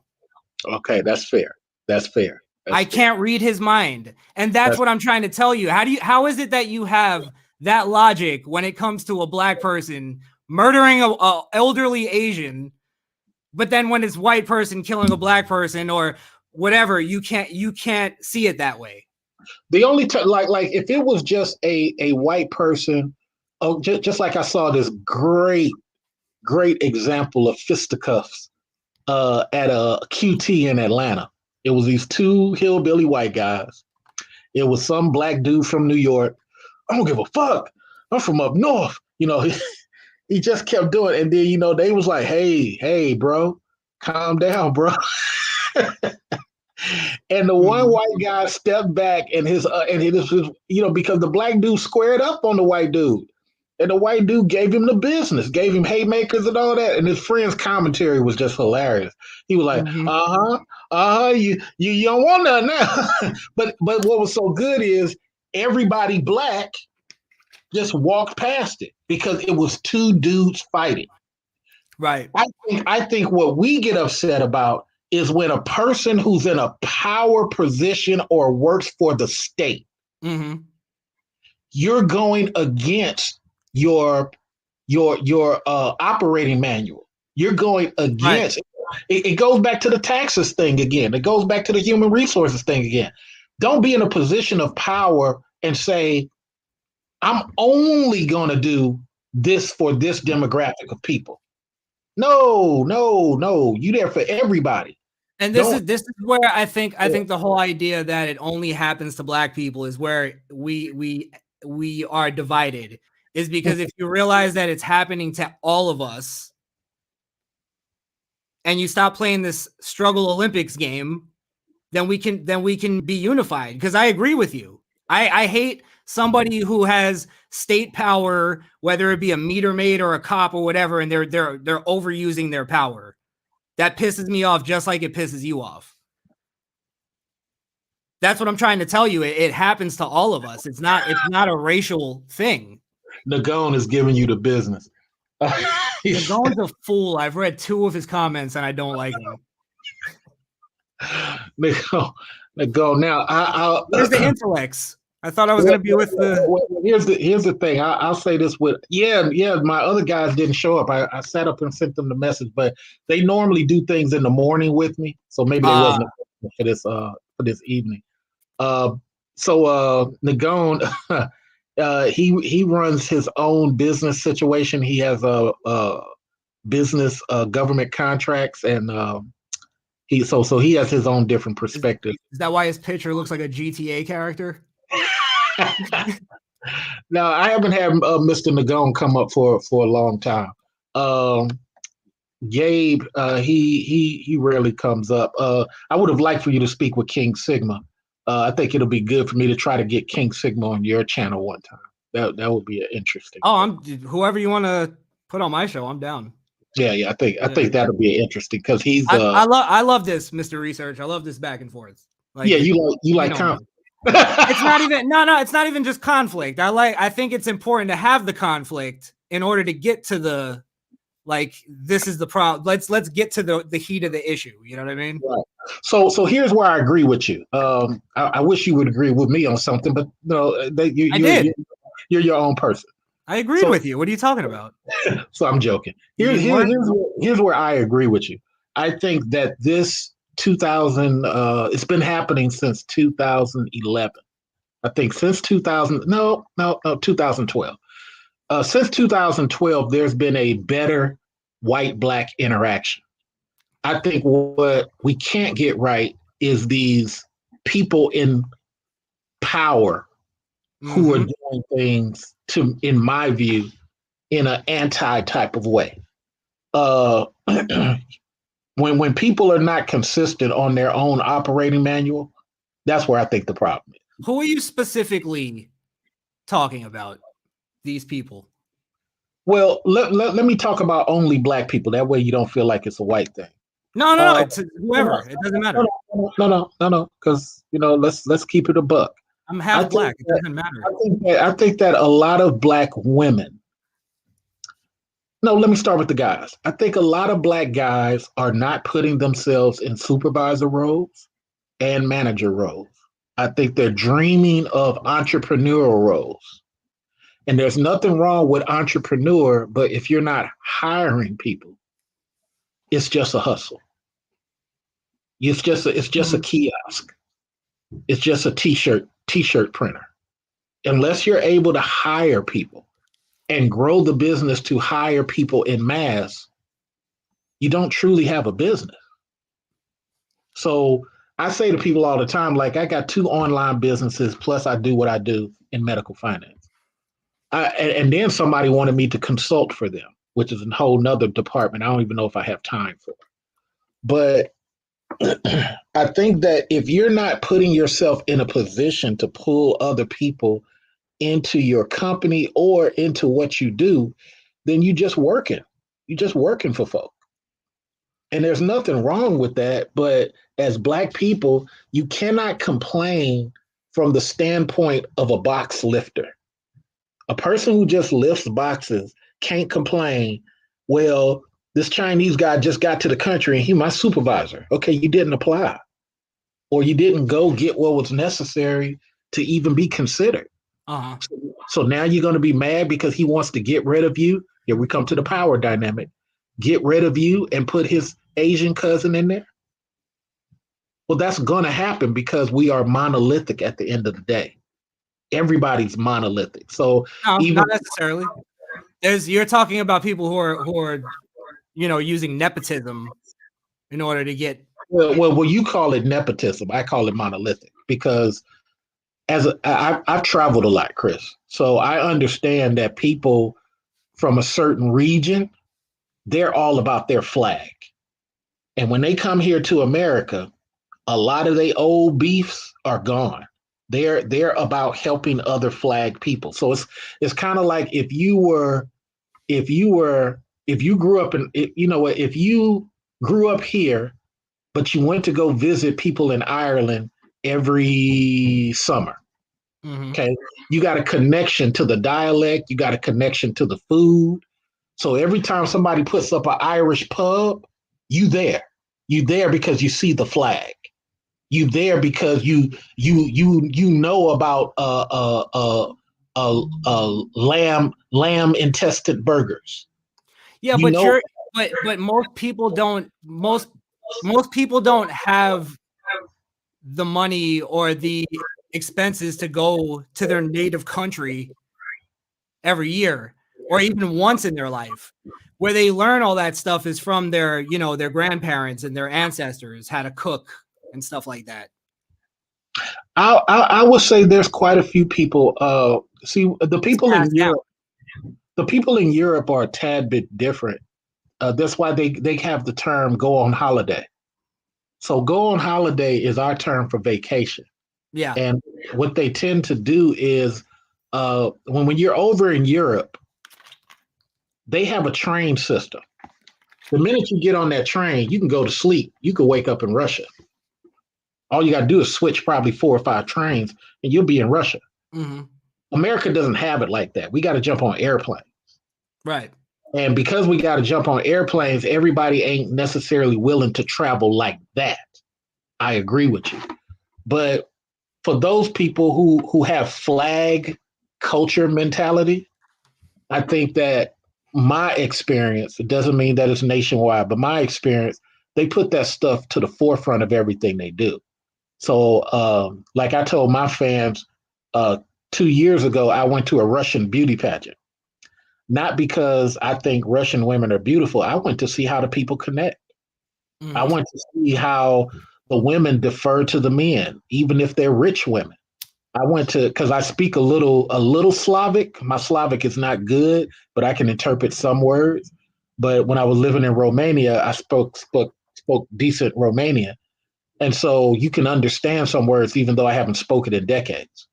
But the point that I'm making is when people come here to America, they don't look at America as, hey, I want to be part of what's going on here.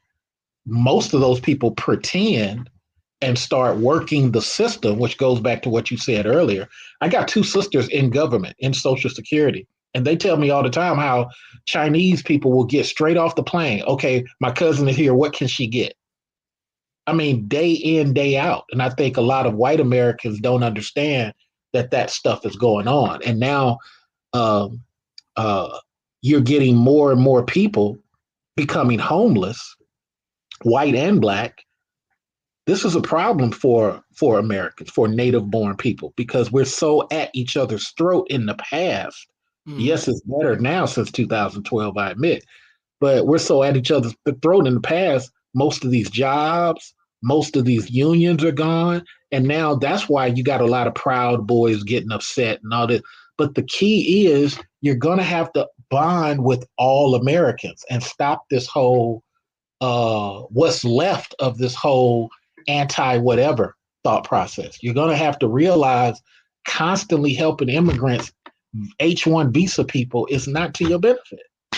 What are your thoughts? I totally agree. And I mean, I think the problem is that what you're saying right now, if I said the same exact thing, people would call me a racist. And that's the problem. You get what I'm saying? Anytime the whole thing, the whole Donald Trump campaign or presidency exposed that whatever we want you to stay away from, we're gonna call it racist. Like, that's why I honestly believe this whole stop the Asian hate crime thing is going on. I think it's truly to get us to stop talking about China, not Chinese people, China.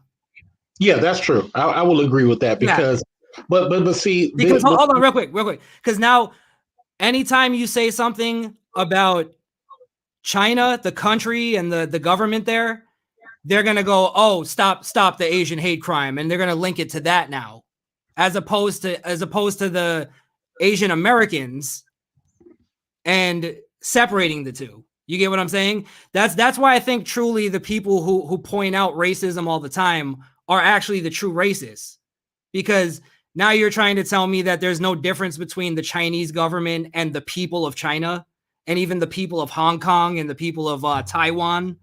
Like, it's putting everybody into this monolith, and that's the problem.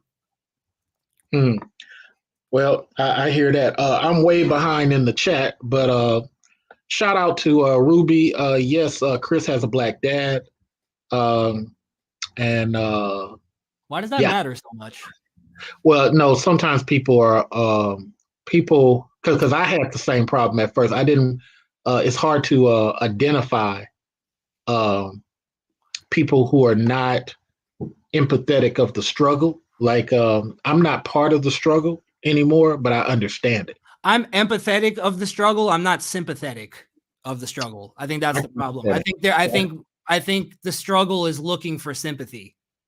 And I'm not willing to give sympathy, especially to grown men who can make decisions on their own. You know what I mean? Okay. So Gabe, I have so Gabe wanted to know which certifications. I've said this many a time. I have 5 certifications in medical, in the medical finance revenue cycle. So in that cycle, there's probably like 4 different areas of that cycle. And so what I realized, Gabe, was that I had to master each area, the front end, the middle end, abstracting, quality, and coding. I had to master it all.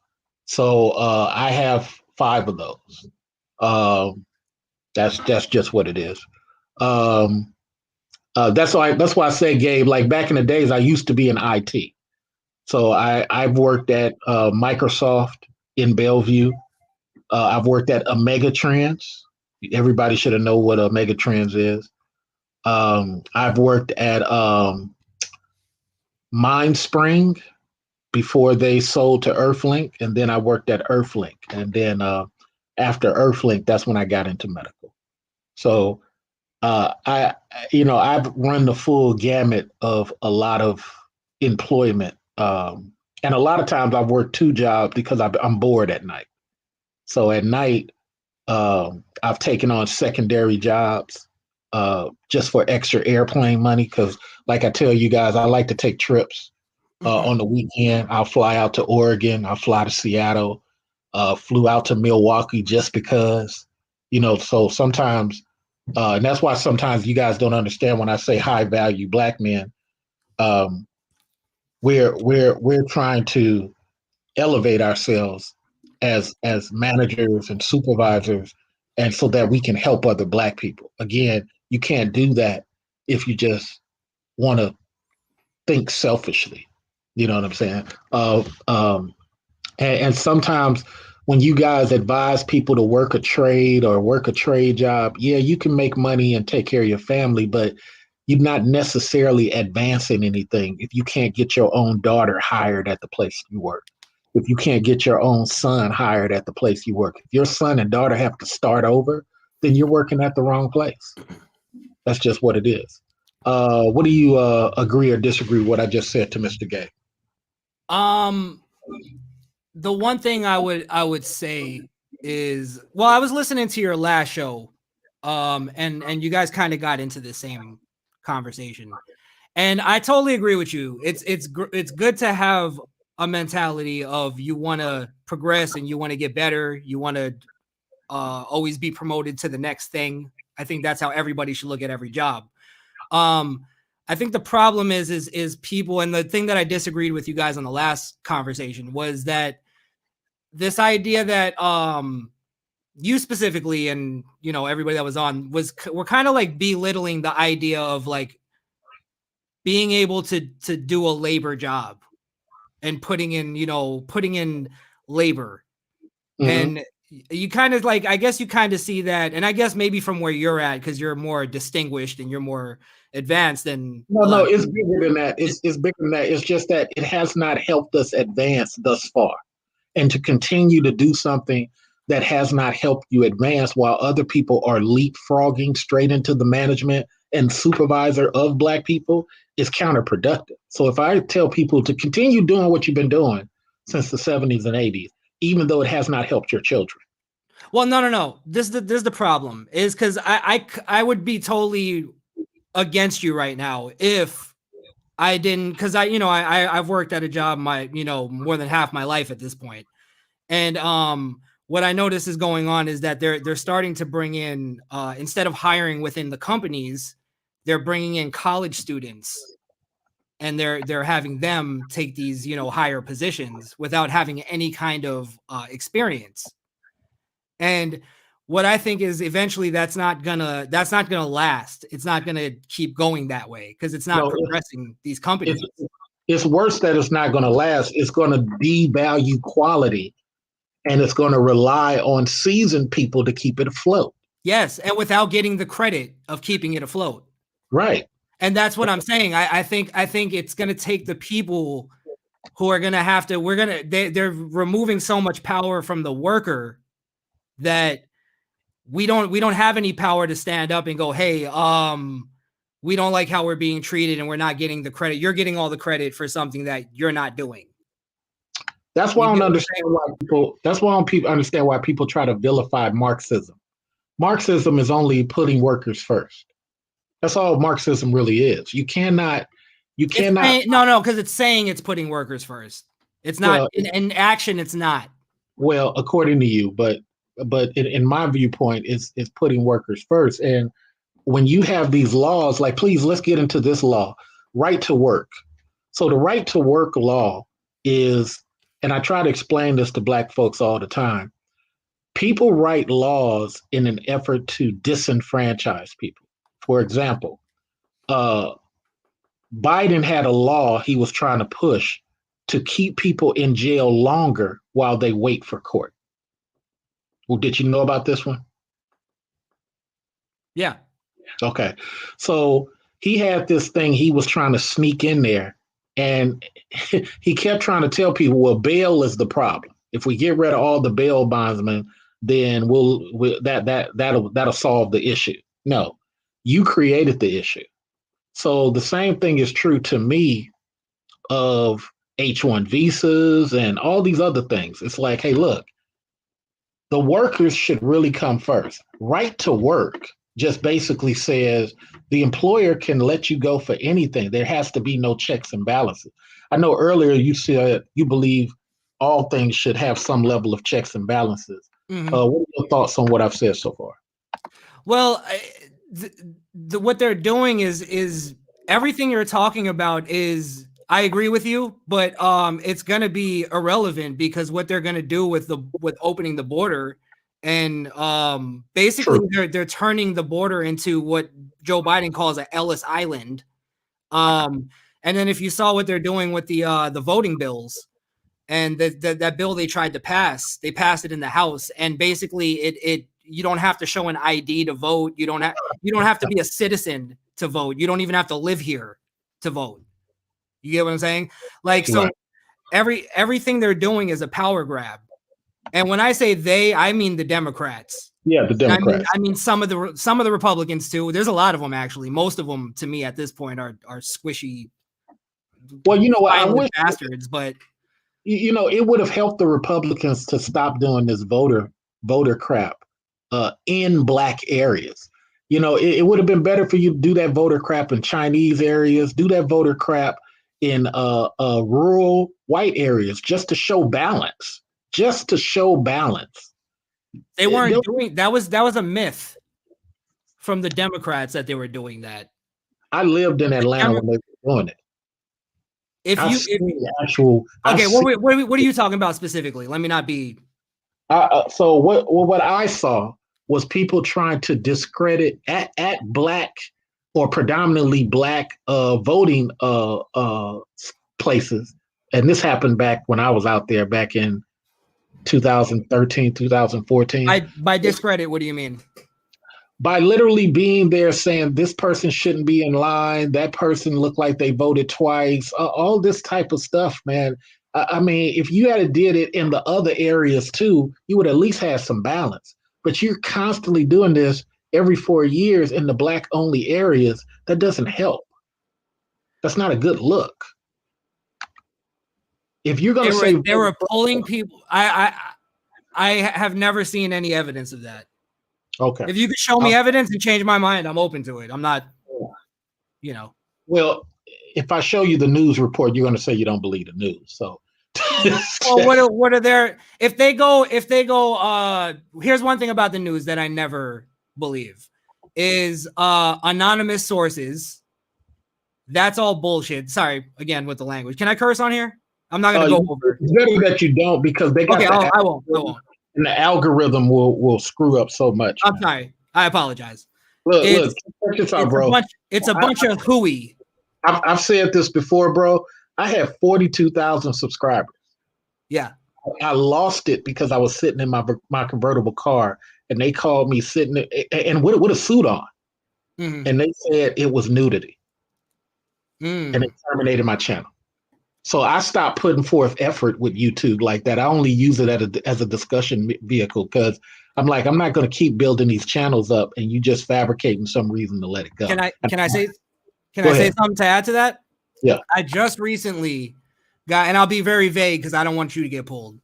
One of my videos got pulled and it got banned, blocked all over the world for talking about the election. And whatever, they made their case. I didn't even appeal it because I'm like, same thing as you. I'm like, I don't even monetize on YouTube because I'm like, I'm not even getting on the radar with them. Right. So I did a video because, you got to inform your fans. Hey, this video got pulled, and it was a video that was causing a big, conversation. And they were like, I was like, hey, this video got pulled, blah, blah, blah, just letting you guys know. They pulled that video of me saying my video got pulled, right? Gave me the same exact explanation of why. Now, why I tell you this is just to add to what you're saying. I YouTube. If I could get off YouTube tomorrow and bring all my people over there to a different place, I would do it tomorrow. But it doesn't work that way, you know. Right. So right. they're very the whole unity thing. That sounds crazy, but I would not doubt it. I would not doubt it. They do it for whatever reason. One of the guys that I invited here, a family man, former military man, Future Society, a gentleman. He works for the government. He's never made a video ever. Never. Been on YouTube for 4 years as a commenter only. They terminated his channel for, get this, violating video policy. He doesn't even have any videos ever on his page. Oh, wow. So it's that type of stuff, man. It's like, you know, it's just ridiculous, man. There was a time I didn't even know they could do you like that, but they want to control the information. They want us to know, like, they want it to be in this narrow space of and it can't even be like, you know what I think happened, this, and just go off the top of your head and just think, and not, you know what I mean? Like, not have to back up every single thing. Cause I'm not, I'm different from you. I like to just go off and just say whatever crazy stuff happens. And right. that's my experiment on YouTube. And they just make it so impossible. Almost every day there's a new thing that you can't do this, you can't do that. It's like they're changing the rules as they play. Right. It makes it not even fun. Very, very much so. Classic Ruby says, I love how Chris keeps frowning upon looking at all white people as monolithic, but sees no problem with looking at liberals as monolithic. What are your thoughts? I think you can't. Well, here's the thing. I think most liberals don't even know that they're liberal. So, I should actually be more vague. She's right. What's her name? Classic Ruby. Mm-hmm. Good looking young woman, right? Yeah. What I mean more is woke people. That's my thing is woke people. And woke people to me don't even know that they're liberals. Let me ask you this question, because I'm just so fascinated with people and their use of woke now. Back in the days, they used to call people who liked interacting with Black people as wiggers, WIGERS. Not interacting, acting like. Okay, acting. What do you think of the term of creating the term wiggers? What do you think of that term? Because I think that'll help explain a lot that Classic Ruby brought up. What are your thoughts? I think it's totally unconnected, because what she's talking about is ideology. And that's what I'm usually talking about when I say liberals. I'm usually I know I'm speaking generally. I don't know if that's her problem with it, but I'm purposely doing that as a shorthand way of just talking instead of having to break down every single little thing every single time. Here's the question, because I've had people text me while you were talking. Here's the thing, though, because somebody made this point, and I just want to hear your take on it. Yeah. If you're trying to be detailed and you're purposely speaking in general so that you can't be pinned down on any detail or you can't be specific, doesn't that how is that really a theory? How is that really a finite thought when you have this style? And I've watched this style that you've had even on the show with Blaze, where you speak in general to keep the show moving because that's what you like, but it doesn't help. I don't know. Go ahead. That's just my point. What are your thoughts? I'm speaking in terms of how because I'm already an established YouTuber. So if you need me to break down anything, I could do that. Okay. Yeah, like I don't just have my mind made up. I base it also on what you say. You base a lot of what you say on experience. That's what I base mine on. No. I base mine off what I've read more so than anything. Well, I think it should be a combination of what you read and what experiences you have. To me, a lot of it is logic as well. Like things like just don't make sense when, like, for instance, let me get a good example for you. Well, like I brought up the Asian hate crime thing. It was a thing that throughout my life I've always seen that there was this major disconnect between Asian people and black people, and I never understood why. So it was always a conversation I had with my friends, with my black friends specifically, of why it is, and I got a whole different plethora of different reasons, but it was logic of going like, okay, now when I look at statistics, it backs up my logic. So that's where I get this when I bring in my statistics. That's kind of where that's my line of thinking. If that helps you. Well, see, we do. I do the reverse because we have a term for that. Is that people sometimes are looking or have already made a decision on their narrative and they're looking for supporting facts. So what we try to do is get the supporting fact and then come with a college narrative. Because for us, I mean, that's not to say what you're doing is wrong. We just don't see it that way. I mean, anybody can come up with the narrative. Specifically on specific cases. Like I look up on everything. Actually, I look up the opposing belief I have, and none of the arguments make any sense. Like again, for the Asian hate crime thing, it's like, okay, you're just pointing to this one guy who did some crazy freaking thing, and you're trying to say that represents the entire Asian hate crime. That's the face of Asian hate crime now, and it doesn't make any sense logically or statistically. Well, just because you say it doesn't make sense doesn't mean that to those people who track these things that they agree. What else do you need in that case? Specifically that case. Specifically that case? Yeah. You only need the people who are participating if you're going to limit it to that case. Yeah, that's the crime statistics. That's the people participating. Yeah, the people participating. So you're talking about the guy that shot up all the things, right? Yeah. Yeah. Atlanta. So what you want them to do, you want the narrative to be limited to that one experience. And that's not a bad thing. I'm not disagreeing that maybe it shouldn't be, because I agree, the news will put together a string of crap to try to formulate something that don't even happen. So yeah, right. I'll agree with you there.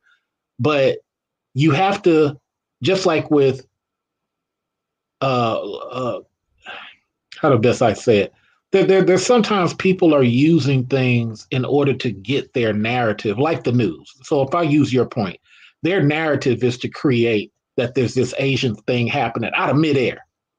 And every time an Asian gets hurt, even if it's by another Asian, it's because we had that happen out here. We had somebody start to report Asian hate crime until they found out it was an Asian young guy who robbed the older Asian, and then dismissed. You know what the problem was, right? This is why the protests happened, is because all these crimes were happening to Asians, but they weren't classifying them as hate crimes.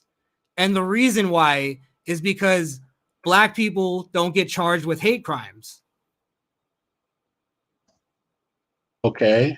And why not? I don't know. Political? So you said a Black person has never been charged with a hate crime? No, I'm not saying that. Okay. I'm saying it has to be so obvious. It has to be so obviously a hate crime. Like he spray painted "I hate Chinese people" on the dead body. Well, and with a white guy just has to kill an Asian, and now it's a hate crime. No, that's not true. Yes, 100%. There has to be there has to be like some kind of clue. What I'm saying is it's not the same across the board. There has to be a level of power being exchanged. You just can't be a regular person. Okay. What power does the guy in Atlanta have? I don't know. The gun.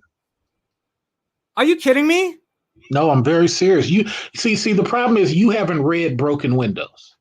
What about the black kids that were pushing the Asians? They didn't have a gun. That makes no sense. Let me finish. You haven't read Broken Windows.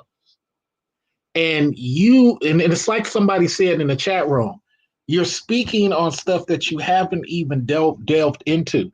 Again, focus groups. Go ahead. All of these reportings, all of these policies that are criminal related are centered around the broken windows theory. And broken windows says the perception of the person, the perception of the official justifies that there is a crime. It does not have to be something that's actually happening. That's what broken windows is all about. Broken windows says, if I come over to Chris' house is amazingly beautiful, but everything around Chris' house, in my assumption, looks desolate. I get to label Chris's whole area a ghetto and a crime zone. See, this is the problem again. That's disconnect that. Sorry, hold on, one second. I just want to know that's policy. No. The problem that we're having with the hate crime thing is because broken windows is a whole different thing. That's more of a broad kind of thing. With the sorry, my audio Take your time. No, my audio is messed up. Give me a second. All right.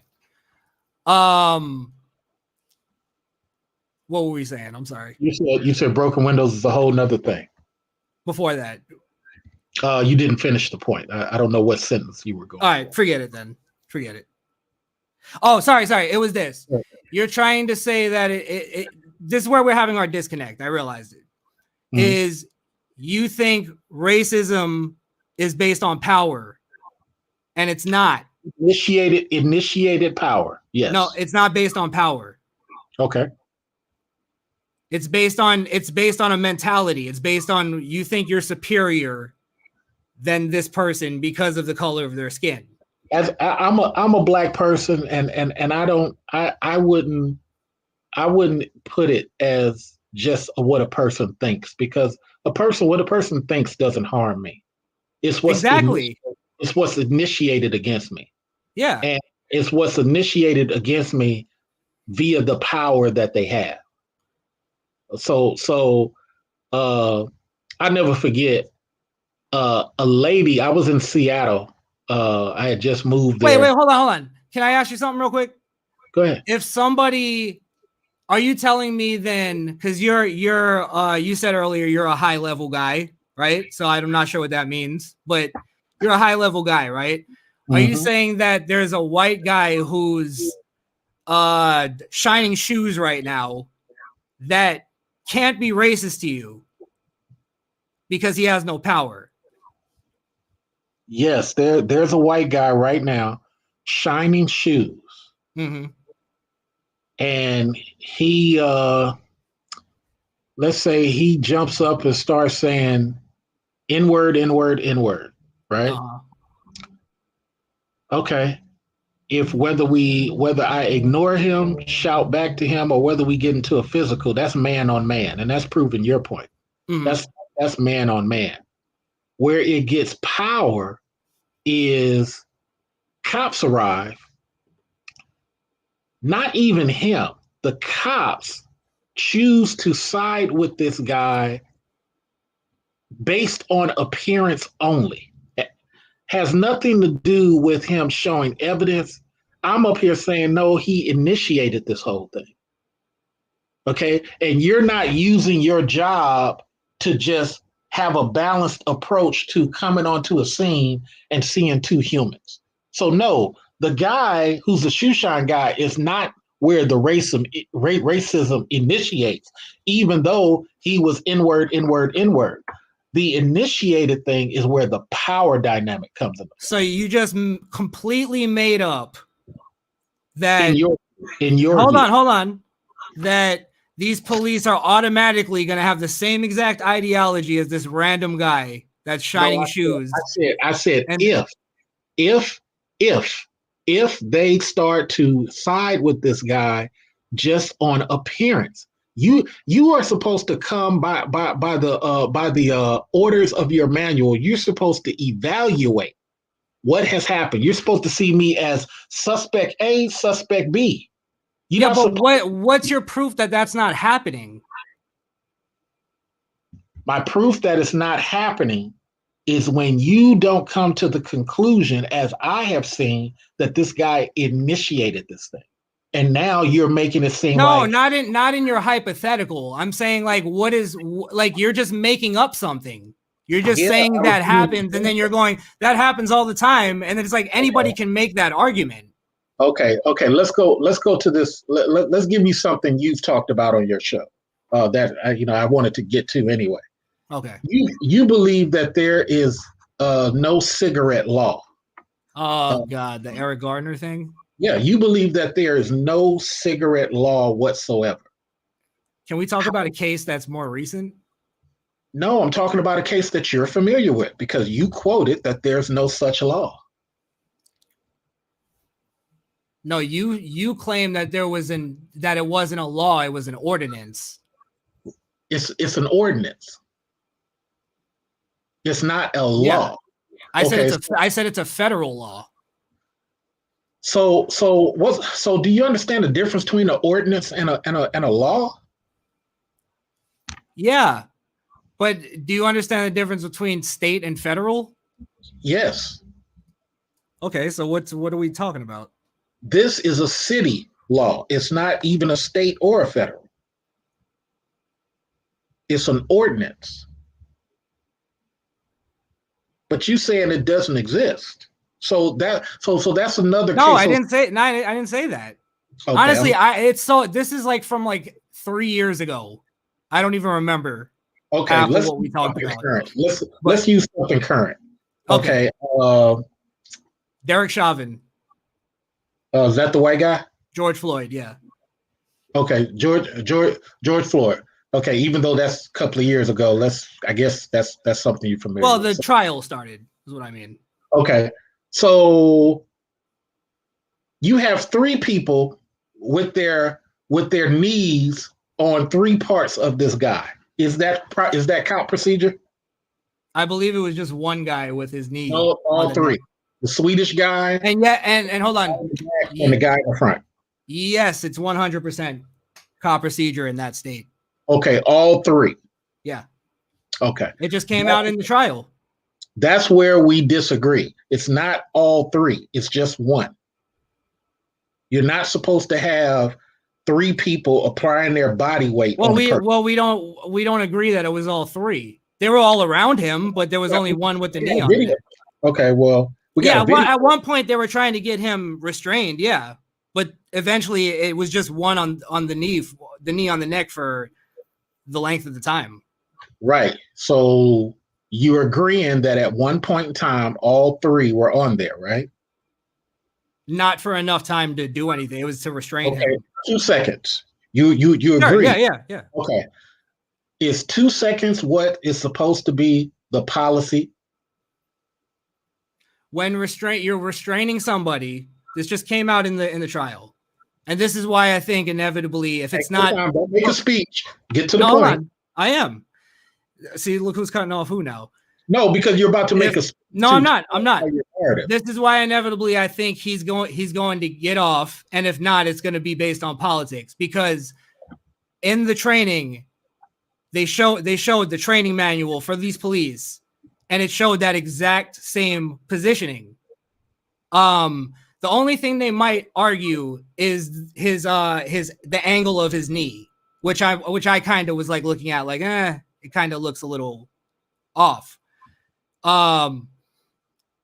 So what I'm saying though is he was following his training.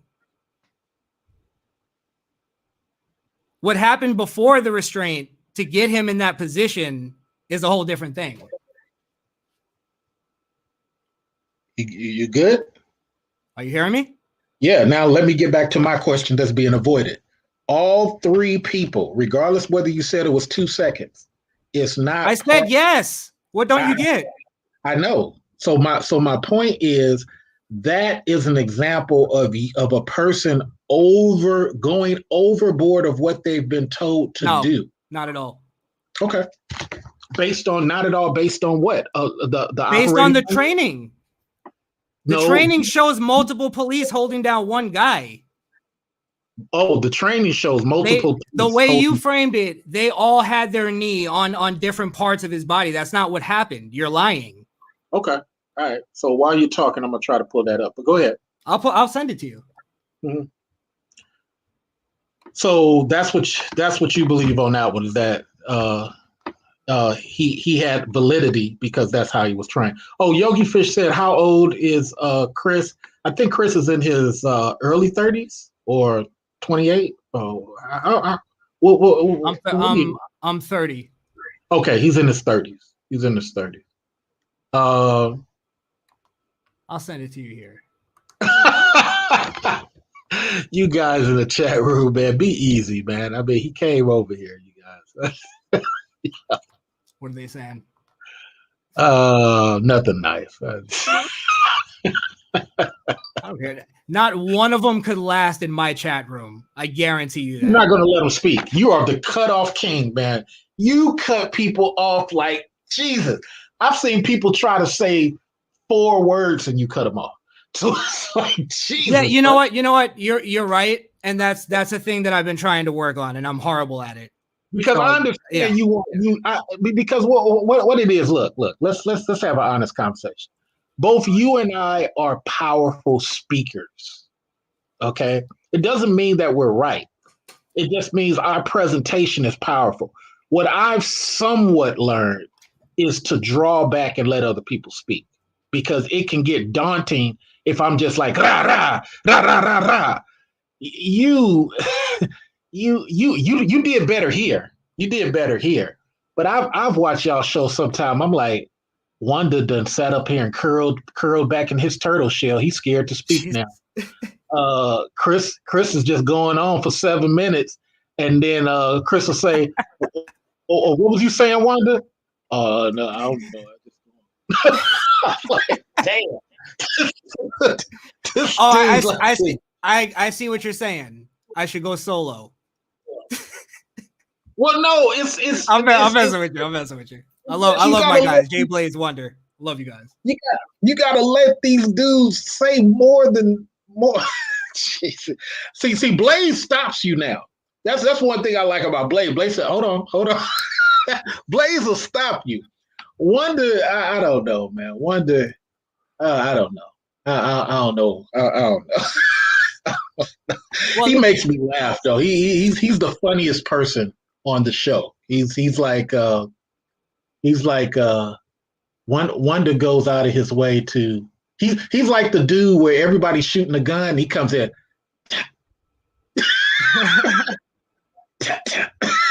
It's like, I don't think you want to get on the gun talk with Wonder. It's funny, man. It's really funny because sometimes he'll have a point, but I think with him, he's trying to be so snarky that it's like sometimes I'll be like, "What was that?" But I'm so engaged in what you and Blaze are doing that. Yeah, but there's a thing too of like where you like we had a conversation on my show, and then you talked about the you played it back on your show, and then you stopped it, and you're like, "What was he talking about?" And then it's like, but in the conversation, you pretended to know what I was talking about instead of just saying, "What is he talking about?" I wish in the conversation, I wish you would have done that. I wish I had been there when y'all had that conversation, because here's what it is, because I remember that. Here's what it is. For you, your style of doing it, and maybe because Blaze is so used to you, you do it here. You've done it here today. You will start off with a premise. You will get into the core of your whole speech or dissertation, whatever. But you've already gotten to your conclusion before you even said your premise. But you want us to wait until you get there. And there's nothing wrong with that. Wrong with that. It's nothing wrong with that. It's just that sometimes your premise is so strong, like, man, puppies are purple. And you're like, what the fuck is he?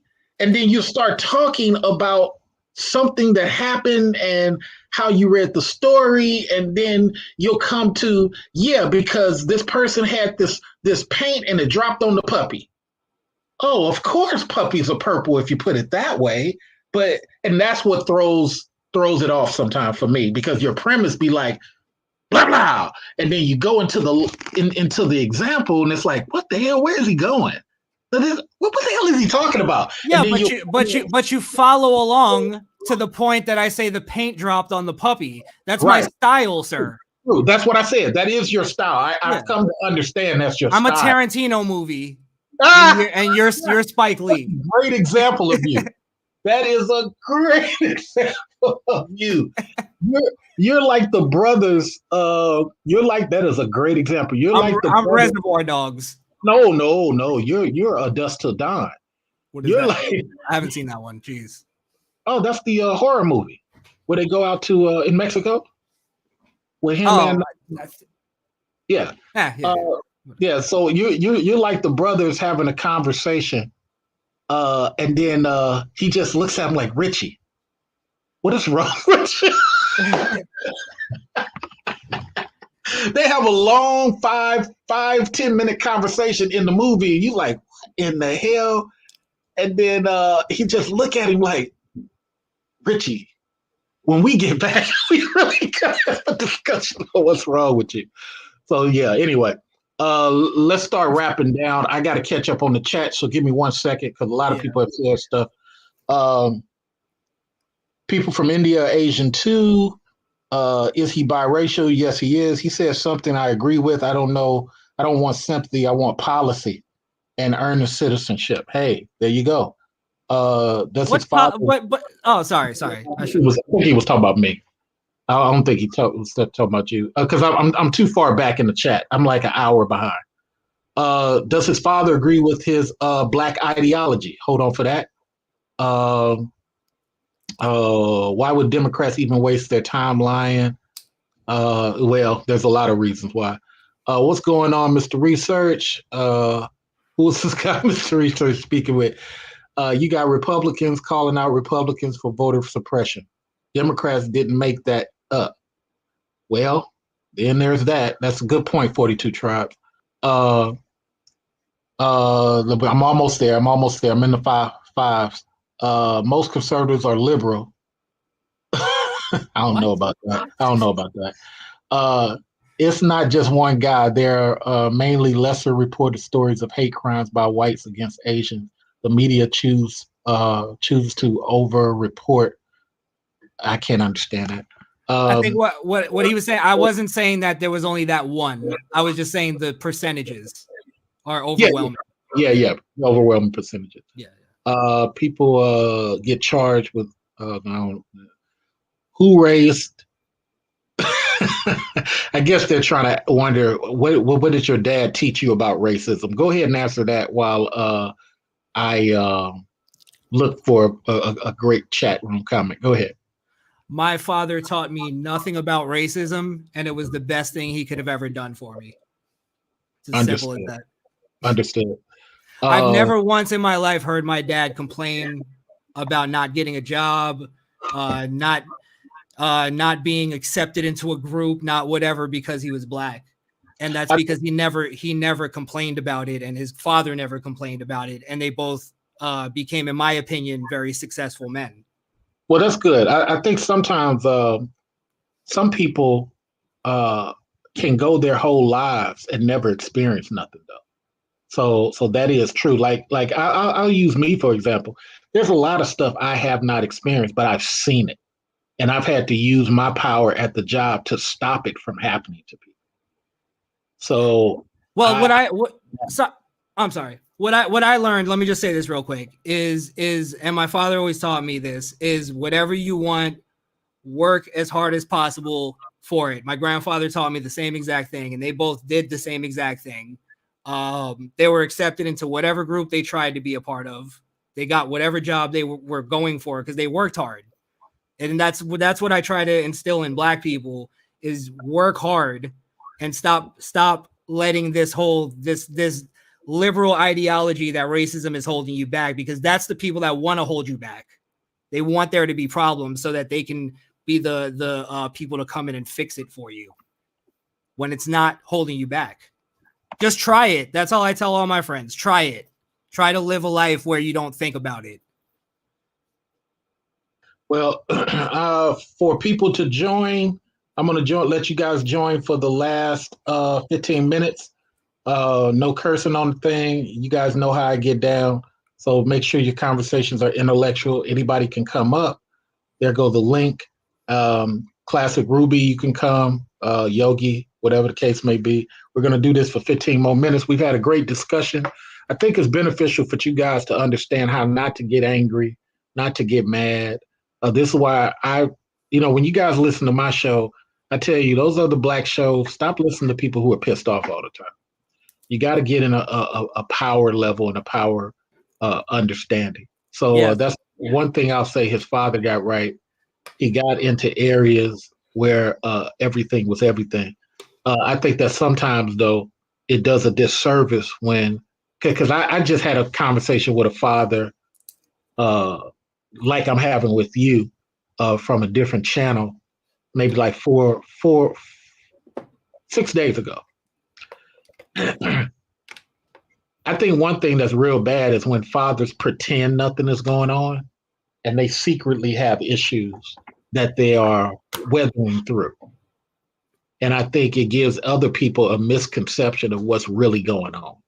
Because like when I'm talking to this father, he reveals, that happened too. Yeah. And I'm like, but you're not sharing that with nobody in your family. I mean, I just think that's a disingenuous thing. So here's a young lady, Classic Ruby. Classic Ruby, give me your thoughts. Chris, please don't interrupt. Let her get her full thought in. All right, real quick, I just have a hard time not interrupting women. So just letting you know. It's called self-control. Self-control. It's called self-control. Good to know. Allow her to have 3 minutes, and then you can jump back in. Go ahead, Classic Ruby. Don't let him trigger you, Classic Ruby. That was a ploy to get you confrontational. Go ahead, sweetie pie. You know me. I'm not the typical woman. Trailer Hood's down there. He knows I'm not the typical woman either. Anyway. That's what typical women say. Go ahead. Probably. Go ahead. I don't know. I don't associate with many. So anyway, point being is I've been listening. I did miss the beginning. So I can't really say too much about, whatever you said there. But I will say this about what you just said. And I think it's kind of an issue overall. When people overgeneralize their personal experiences and direct experiences to the general population, and say, well, if it was like this for me, then it's like this everywhere, or it should have been like this everywhere. That's where I kind of have an issue, because I think it's incredibly disingenuous. So while I'm very happy for your family, your father, your grandfather, that they were able to work hard, they were able to achieve success as a result of that, and nothing really stood in their way or held them back. I don't really know them, or you for that matter. Don't know what they look like. Don't know what you look like. Don't know about, phenotypically, stereotypically black or white features that any of you have to be able to point to those things specifically. But what I will say is that it's incredibly disingenuous for you to say, well, since this was my reality, when other people say, no, that's not the way it works, they're lying. That's not really what it is. They're all being fooled. Because oftentimes, just like you're speaking about your own experience as reality, they're speaking about their experiences as reality because they directly experienced it, or because they have a direct family member who's experienced it.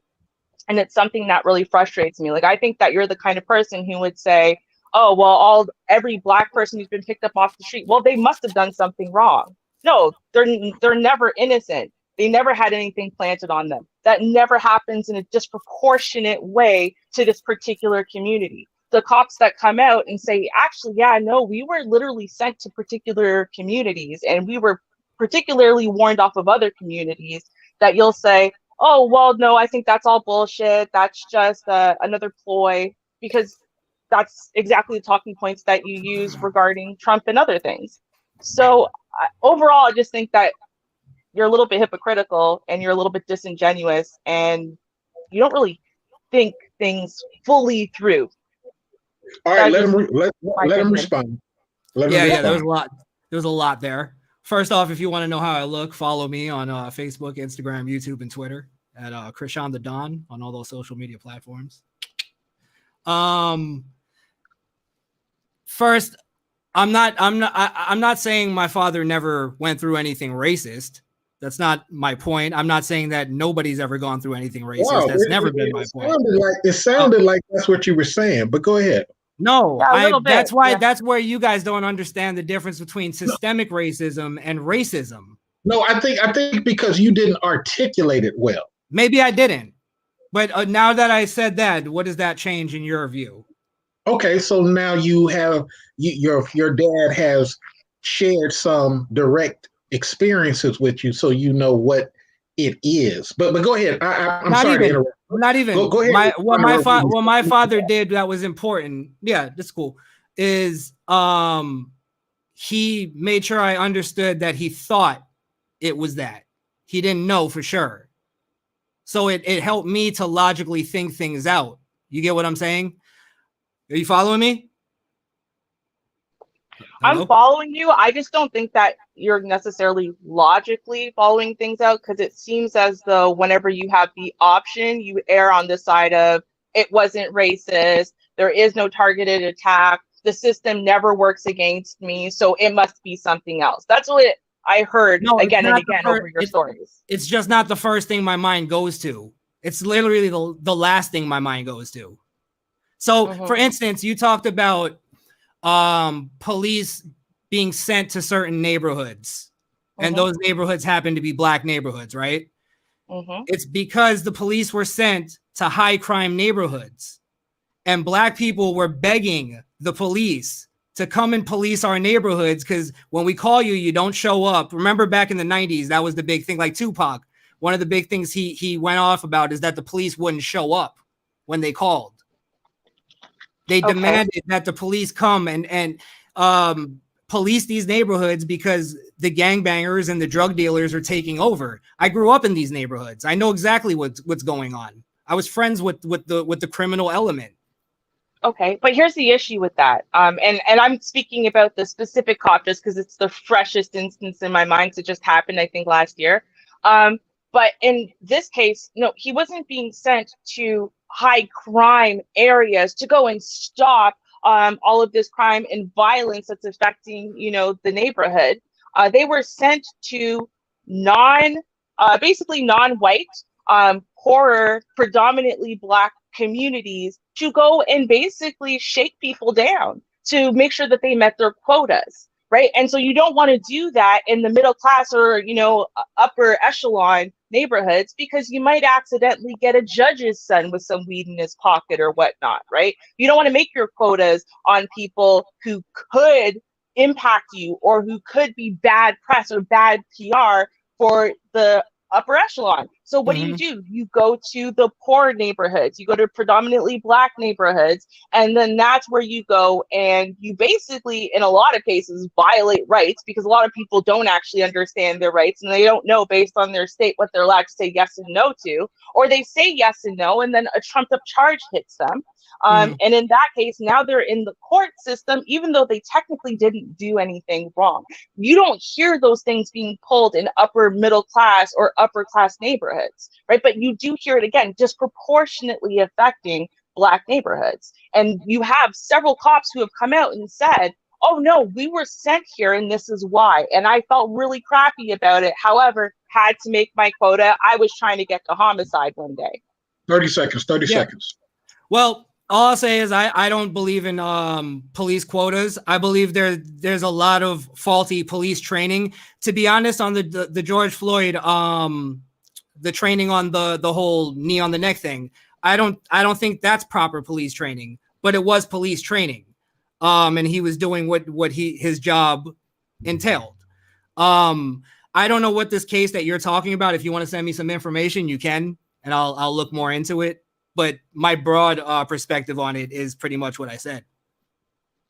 Okay, I think, and here's part of the issue, because there are a couple cops in the black manosphere that I've heard speak on some of this. And so what they said, for example, is that at some point it was police procedure. For example, you could put a suspect into a chokehold, and then they remove that as part of procedure, right? Because putting any type of sustained pressure around the neck is dangerous. And so you can say, well, yeah, I was part of training at some point, but like you said, well, the angle's wrong. The angle's wrong because they move the angle because they say, hey, listen, there's certain places you can't put that sustained pressure. It's dangerous. And a lot of people have actually spoken about that. So, you know, at the end of the day, here's the problem with any trial about cops is they find a way to kind of be like, come on, the cops were just doing their job.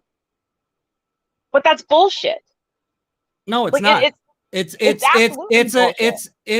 I'm not saying it's justified or whatever. And this is why we have things like qualified immunity, right?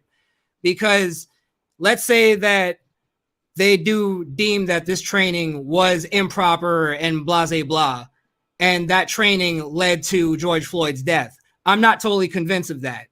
But the point is that cop morally shouldn't be held responsible for that death because he was following the training.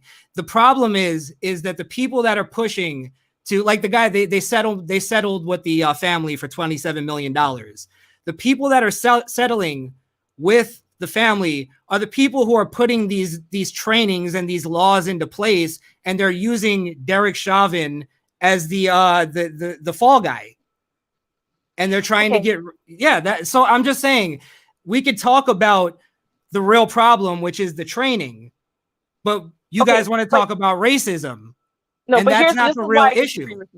This is why I disagree with you on the training point, because for all of the many times police-related deaths happen, and I mean to unarmed suspects, very similar to this, right? They don't always press charges. They don't just go, well, the public's in an outcry this time, I'll press charges. Oh, well, you know what? It could be iffy, even though it was procedure, I'll press charges. They absolutely don't do that. So unless there was clear evidence on their side that, hey, no, listen, these cops were out of line, they would not have pressed charges. Yeah, so and that's because most of them are lying. 100%, they're lying. Most of lying. And I'm not saying that it doesn't get by, that there might be somebody that just doesn't have the evidence and it happened. Sure, I'm sure that happens. What I'm saying is most people, these cases that come out, that's why a lot of these cops don't get charged. And the problem is that you talk about the DA, you talk about the DA, you talking about the mayor, or who are you talking about specifically? I'm talking about all of them, lawmakers, Congress, everybody that's pushing this narrative. They're trying to skirt the real issue. And they're trying to also divide us at the same time. We're sitting here talking about racism when the real issue is this police training proper? Okay, but here's the thing though. Police are not trained, and this is for real. Police are not trained, for example, to murder 4-year-olds sleeping in a bed.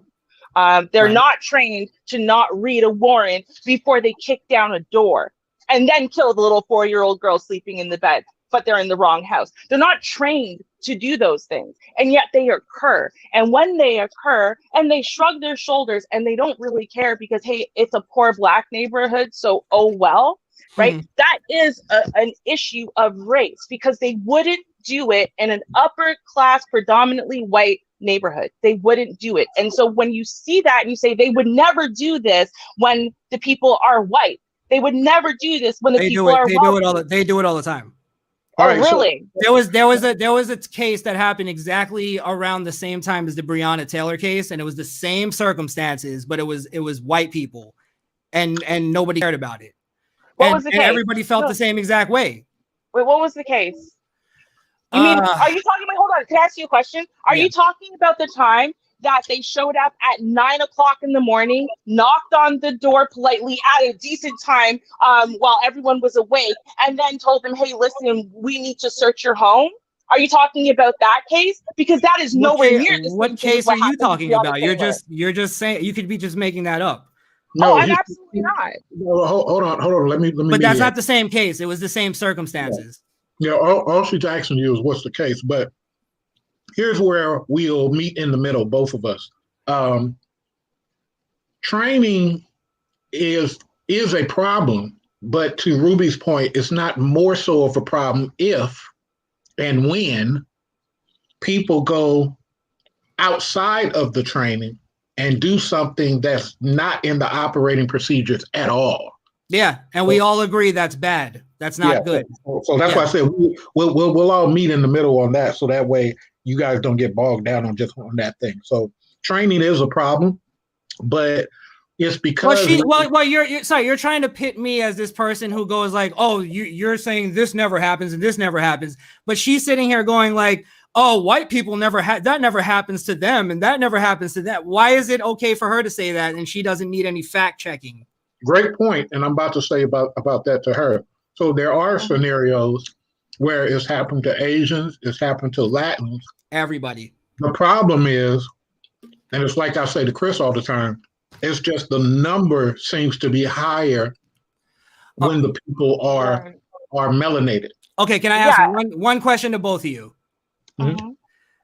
All right. I put responsibility on her, what she just said about the 4-year-old and all that stuff. I put responsibility on the police for doing that because it's messed up that would happen. You know what I mean? How much responsibility do you put on the drug dealer that's stashing cocaine in his house with his 4-year-old?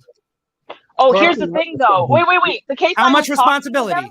Wait, no, hold on. The case I was talking about, they kicked down the door of the wrong house. It was just a grandmother and her 4-year-old granddaughter. Sorry. But they didn't read the warnings. On a broader perspective, that's an error.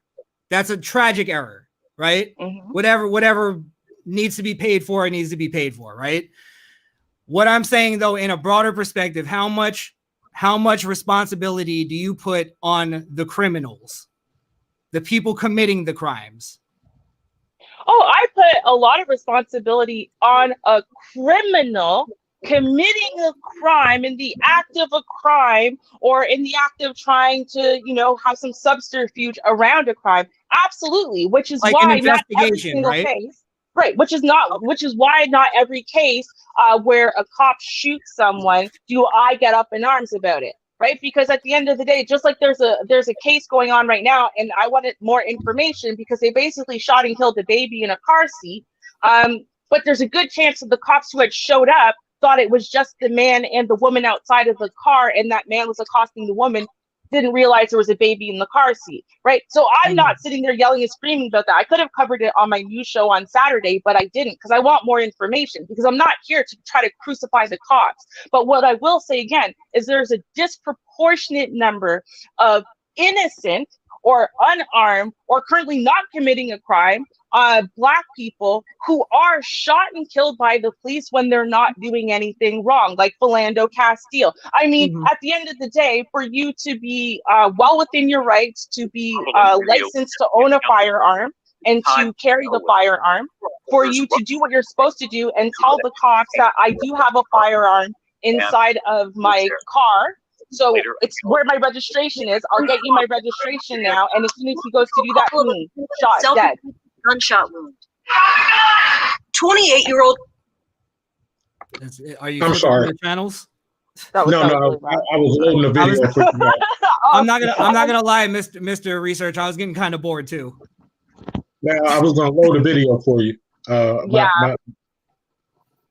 Yeah, no, you know what? You can absolutely say you were getting kind of bored, but at the end of the day, that's the absolute fact. The problem is that you're just making stuff up, and it feels I good made to up say Philando it. Castile. No. Philando. I agree. I agree with Philando. I say it all the time. I agree that he shouldn't have been killed, and those police should be in jail. So what did I make up? That you're saying that it never happens to white people. And I didn't say that. The thing is, you're removing. Hold on. You're removing responsibility from this. Didn't say that either. Can you? You didn't let me finish. Oh, okay. Sorry. Go ahead. All right. Now we know how it is to date Ruby. I'm married. Thanks. Poor bastard. What I'm saying is you're removing responsibility from the people that are you're going like this. All right, let me ask you this then. How many Black people do you think are in prison right now that don't deserve to be there? Give me a percentage if you were to make one up. 15%. 15%. Mm-hmm. I disagree. Are you Well, of saying course so? you You're disagree. saying that it matches the population? I'm saying, because you asked specifically about prison, so I'm going to say, based on what we do know of people who are getting out of prison and the rate at which they're getting out of prison because they're innocent, I'm going to say about 15%. That's just based on what we know. Of course, there's no way of actually confirming that data one way or the other. Of course. I'm trying to get where your mind is at. Yeah. So, Yeah. and again, I do think that white people are also in prison and they're innocent. I mean, I've been following that one story. Hopefully they come out with another season of it so I can find out what the hell happens to this poor dude. And he's a white guy, but he's poor, right? And that's why I said poor, the impoverished, of course, are going to be suffering from these issues at a far greater rate. But it's still, even when you're looking at poverty, disproportionately affects Black people. I never said it doesn't affect white people. I never said it doesn't affect Asians or Indian people or anything else. I agree. Because that's the statistics. I agree with you. But I don't think that's based on racism. There's so many things. There's more than every other race. Black people have more things in this country that the government is helping you with. And you're way worse off.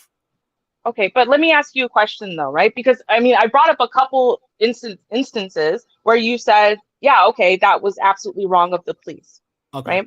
So let me ask you a question. If they pull over a white guy driving a Mercedes, right? And that white guy said, yeah, you know, I am a CEO at this Fortune 500 company. And yeah, actually, I'm friends with Biden. And that's what he said. Right. And he's wearing a nice suit, you know, he's got the Rolex on and whatever. Do you think the police would arrest him and throw him into a loony bin because he must be crazy for saying he owns his own car and works at a Fortune 500 company? I thought you were going to say he must be crazy because he's friends with Biden. No, not that part. Yeah, although that part was in it too, but yeah. Well, it depends. Some cops may let him off, some may not. It could be. First off, hold on. Let me tell you something. If he said that, he'd be worse off because Biden was trying to push the whole defund the police thing. Okay, so take the Biden thing away. No. That's important though because you used it as an example. The reason why it's important is because it shows that everybody has something to fear out there. It's not just Black people. Okay, you're not special. Sir, but the thing is, my question was not about politics. My question was about, and that's why I said take Biden away, because that's actually not the point. The point is, would they lock up a white man and in an expensive suit? What my point is, you could put any caveat you want on it. It doesn't matter because everybody has something to fear. Wait. There's an anti-everything. You didn't answer the question, and so I'm going to ask it again because you're not understanding the question. Okay, would they lock? So they pull over this white guy because, I don't know, he ran a red light. So they're going to give him a ticket. Okay. And then this white guy says, right, in his expensive suit, expensive tie, driving his Mercedes, that he owns the Mercedes. He works at this Fortune 500 company. Would they then arrest the white guy and throw him into an insane asylum because he must be crazy for thinking he owns a Mercedes and works at a Fortune 500 company? No, because that would be stupid for that to happen to anybody. Except it happened to a Black woman. And that is my issue. How is she acting? She was acting like a normal person. Okay, show me the video. Show me the video because I don't know about it. So you can bring up all the cases. If I don't know it, then I can't talk about it. Okay, absolutely. You know what I will do, right, is I will send it to Mr. Research because honestly, this happened several years ago. How about you come on my show? Oh, you told me I wouldn't last 5 minutes in your show. Remember? I was there. Try it. You believe me? You see how easy it is to talk you down? No, you know what? If you go on his show, you're going to have to, your first words are going to have to be, allow me to speak. You know, I don't like that. And to be fair, I know I do interrupt, but I try to stop if someone points out. Both of y'all do it because both of you guys are interrupt masters. So I don't mind an interrupting conversation. I just don't like disrespectful people. Here's the problem. You don't mind that interrupting conversation, but you kept missing her question. You kept answering a question that was not asked. Let me tell you why. Let me tell you why I didn't care about her question. Because her question is completely hypothetical. And the only person that could answer that question is her, because she made it all up. Do you not get it? Make it up. All I did was change the race and the gender. And no, to me, I don't know the story. It's hypothetical. All right, with that in this said, conversation. With that said, let me show you both a video, and I'll get both of your thoughts on it. There's no right or wrong answer, because I like the fact that Chris kept saying, "I need to see, I need to see, I need to see," which is a great point. So let's see if we can.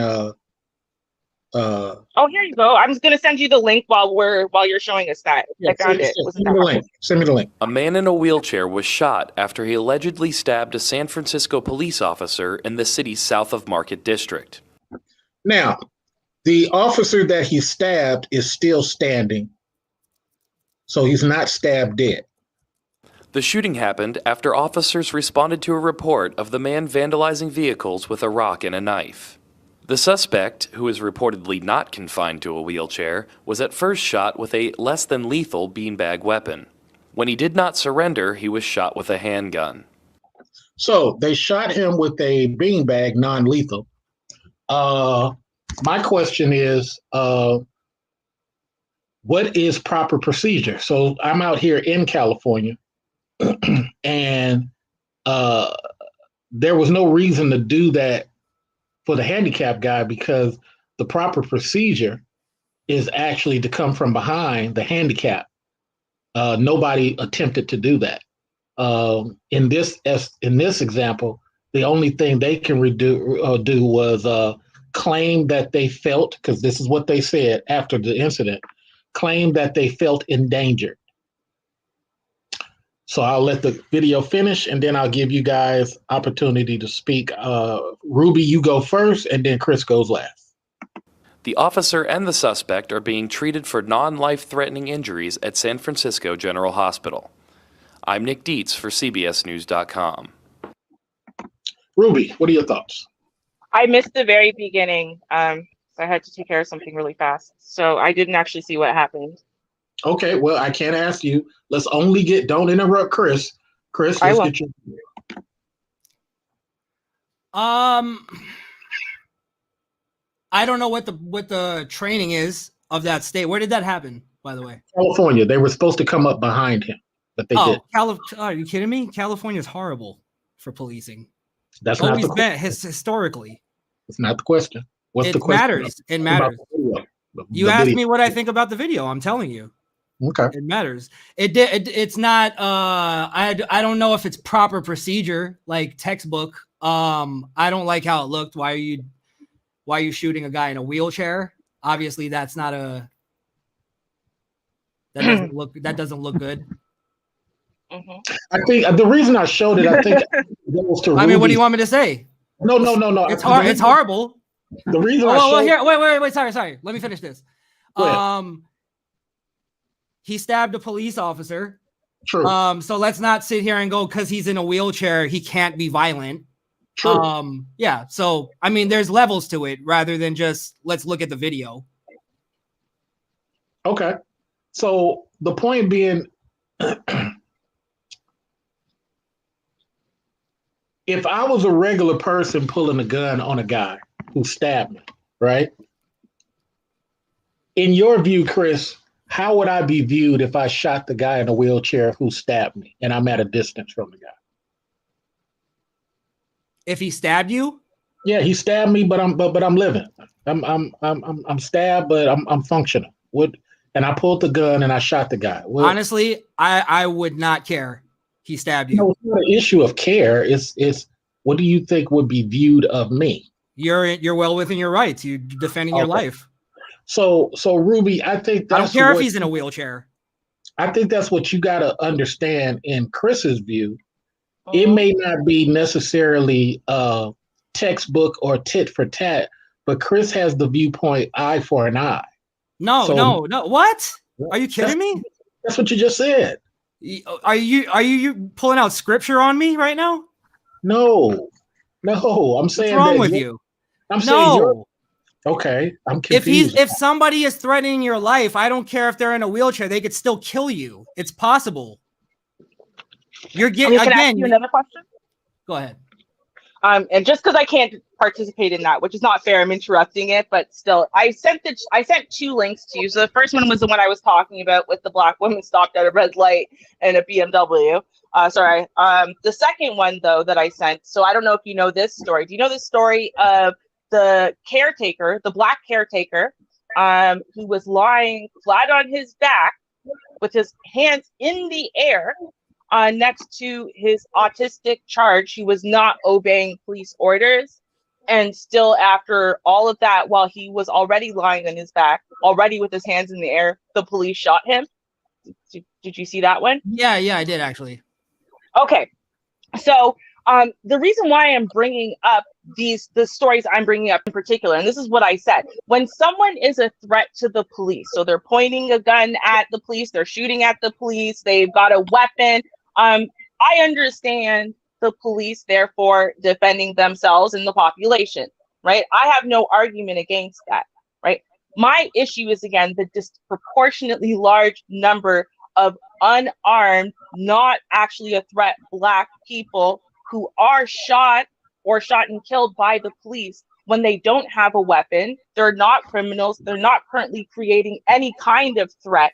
But the automatic reaction from the cops the second a black person twitches their shoulder is, he's got a weapon, he's going to kill me, I got to shoot him. Right? Okay. That is racist. And I'm not saying, hold on, let me finish. Go ahead. That is racism, but I don't think that it's always necessarily intentional. I hate you racism. It is, though, an implicit belief that all black people are dangerous, all black people are criminals, all black people are a threat to you. So you always have to treat them like shoot to kill. And that is the issue in and of itself that we have. And that's not being trained into them when they're in the police academy. But when it's not being done, no one's training it out of them either. Okay, let me ask you a really simple question. Do you think crime is a overwhelming issue in the black community more than any other community? I think crime is an overwhelming issue in the impoverished community because actually, if you look at the statistics, of course, it's gonna, more impoverished communities are black communities. Well, see, but that's the thing, though, right? Yes, in America, currently, right, when you look at it. However, when you actually control for both race and poverty, there's no difference between white, Asian, any other race that's impoverished as far as crime rates. Right. When you're looking at race. Everybody has poor people, and yes. Right, and all of those poor people commit crime at the same rate. Okay. Yes, but there's more impoverished black communities in this country than any other community, right? I can't really answer that. I'm not American, so I can't answer that. You're not even American? I'm not American, no. What do you live in America? I have family who lives in America. Oh, I have lived in America. Get her out of here. No. I only talk to Americans. I'm sorry. Is that what it is? Okay, well then don't talk to me. That's okay. I guess I'm not coming on your show after all. I'm messing. Here's the thing. I understand this thing of crime and crime rates, but people gotta understand crime rates are evaluated by arrest, not by conviction. So while people always like to say this black thing, over half of the arrests don't get convicted, according to Department of Justice. And Department of Justice tracks. That's because they take plea bargains. That's why. No. Let's also. They do. That's what sped up the court system in the 90s. Here you go. That's what the whole crime bill was about. Well, I'm trying to say. Am I wrong? Tell me I'm wrong. I'm gonna mute both of y'all. Go ahead. So the only thing I'm trying to say is, for the number of arrests, whether it's plea bargain or not, the convictions do not match the arrests, but the arrests are how they judge crime rates. Go ahead, you two. Okay, yeah, and I wanted to add to that because I absolutely agree. Just in addition, when you compare first-time offenders for a similar crime with similar components, that Black people are often by just for like over 100% more given jail time and longer jail times, harsher sentences by far than a first-time offender who is not Black, right? So I mean, there's a lot of other factors you have to consider. No, it's not. That's what I said. That's what I said. When you're doing comparable first-time offenders with the exact same charge, with the exact same set of circumstances. So, for example, it's non-violent. No. You're talking. You're. What I mean is, we're talking about people who are getting caught. Well, like let's say possession as opposed to distribution. They plea bargain down to possession charges. I've had friends that done this. They plead down to possession charges, and then sometimes they only have to go to a rehab or something, and claim they have a drug problem. That's still a conviction. Right, but that's still different than what I'm saying. I'm saying that if you take two people who are first-time offenders who are both charged with possession, that's based on how much you're caught with. Some people are really caught with possession charge numbers. Some people are really caught with distribution numbers. Classic Ruby is talking about the level of severity with the convictions, and Chris is talking about convictions as they relate to severity. But you guys are talking about it from two different streams. You're talking about the same exact thing. It's just from two different streams. We disagree. One, Ruby is talking about from the conviction level. Chris is talking about from the plea level. At the end of the day, let's just meet in the middle on this. A conviction is a conviction, no matter how you arrive at it. The thing that I'm trying to share with you guys is crime rates are not judged by convictions. Does anybody disagree with that part? Okay. Say that one more time. Sorry. Crime rates are not judged by conviction. Oh, yeah. Arrests. Yeah. Crime rates are judged by arrests. So it doesn't matter what you get arrested for. You can get arrested for anything. You can get arrested for stuff you did not do. Mm-hmm. Now, when it hits the conviction level, whether it's to Ruby's point, unfair, whatever the case, or Chris, unfair circumstances for plea deals, it still goes down as a conviction. And all I'm saying is the number of arrests does not equal the conviction. So to even try to say about the crime rates is really disingenuous, because it doesn't even come close to the convictions. There are way less convictions than there are arrests. So people are getting arrested at a level and getting judged for as a group, Black people, not even based on convictions. Yes, but you're also pretending like people behave the same way they do in the suburbs as they do in the hood. And that's just not the truth. That's not reality.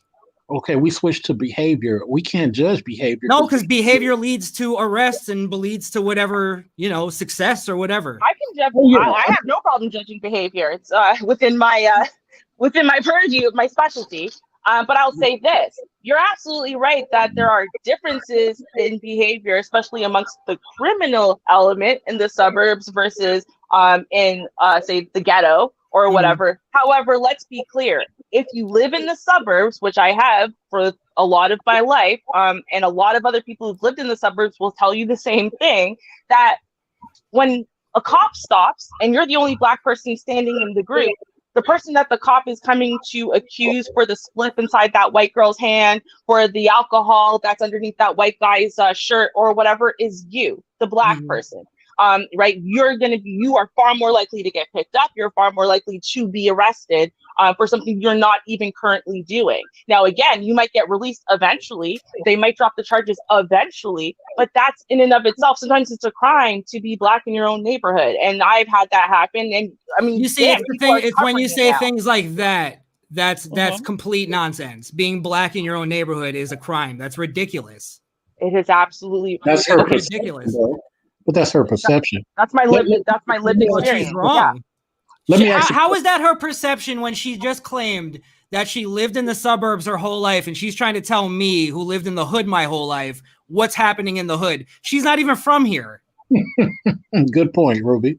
Okay, so I'm not from the hood. Actually, It's no, always I was it's born. always these I was it's born always in these the liberals hood. who are well off that want to tell people I'm not a that want to liberal. tell poor people. Yes, you are. I'm also They not want to well tell off. poor people how to act, and that's the problem. I don't Cool. Okay, listen so to I first don't of listen all, to you guys because you're snobs, you're elitists, and you're trying to tell us how to act in the hood because you're in your suburb in your ivory tower. Shut are you up. still Okay. in the hood? Let Are you still Ruby Shut in the up. hood? let Are you Ruby still in answer. the hood? Huh? Are you still in the hood right now? I'm Like still you still live in connected. the hood? I'm still connected. Exactly. Okay, so I was born in the hood, right? Okay. But my parents wanted to move me out of the hood to hopefully Great. give me better To get you away opportunities. from the nonsense and the criminals. Good on them. I wish my Okay. parents could have done that, but they couldn't. And but I appreciate them either Okay. way. So my point being is that I still have family in the hood here in America, in Jamaica. And so and by no means am I well off, right? I live in the suburbs, but I'm not rich. You're I Canadian, was aren't you? originally moved Somebody here. asked Chris. I am Chris. Canadian. Yes. I Somebody knew said, it. somebody said, Chris, what state are you from? That's the hood. I was born in New York, Queens, and then I was shipped down to Florida. Okay, so New York and Florida. Yeah, South Florida. That's what Chris is repping. Yeah, So I lived in New York for a while. That's where I lived the time that I lived in Which America. part? For the most Which part. part? Brooklyn. Upper East Side? Brooklyn. Upper East Side, huh? In Bed-Stuy. But yeah. So yeah, and I was out in Brownsville, so I tell people all the time that whole story that was funny as hell.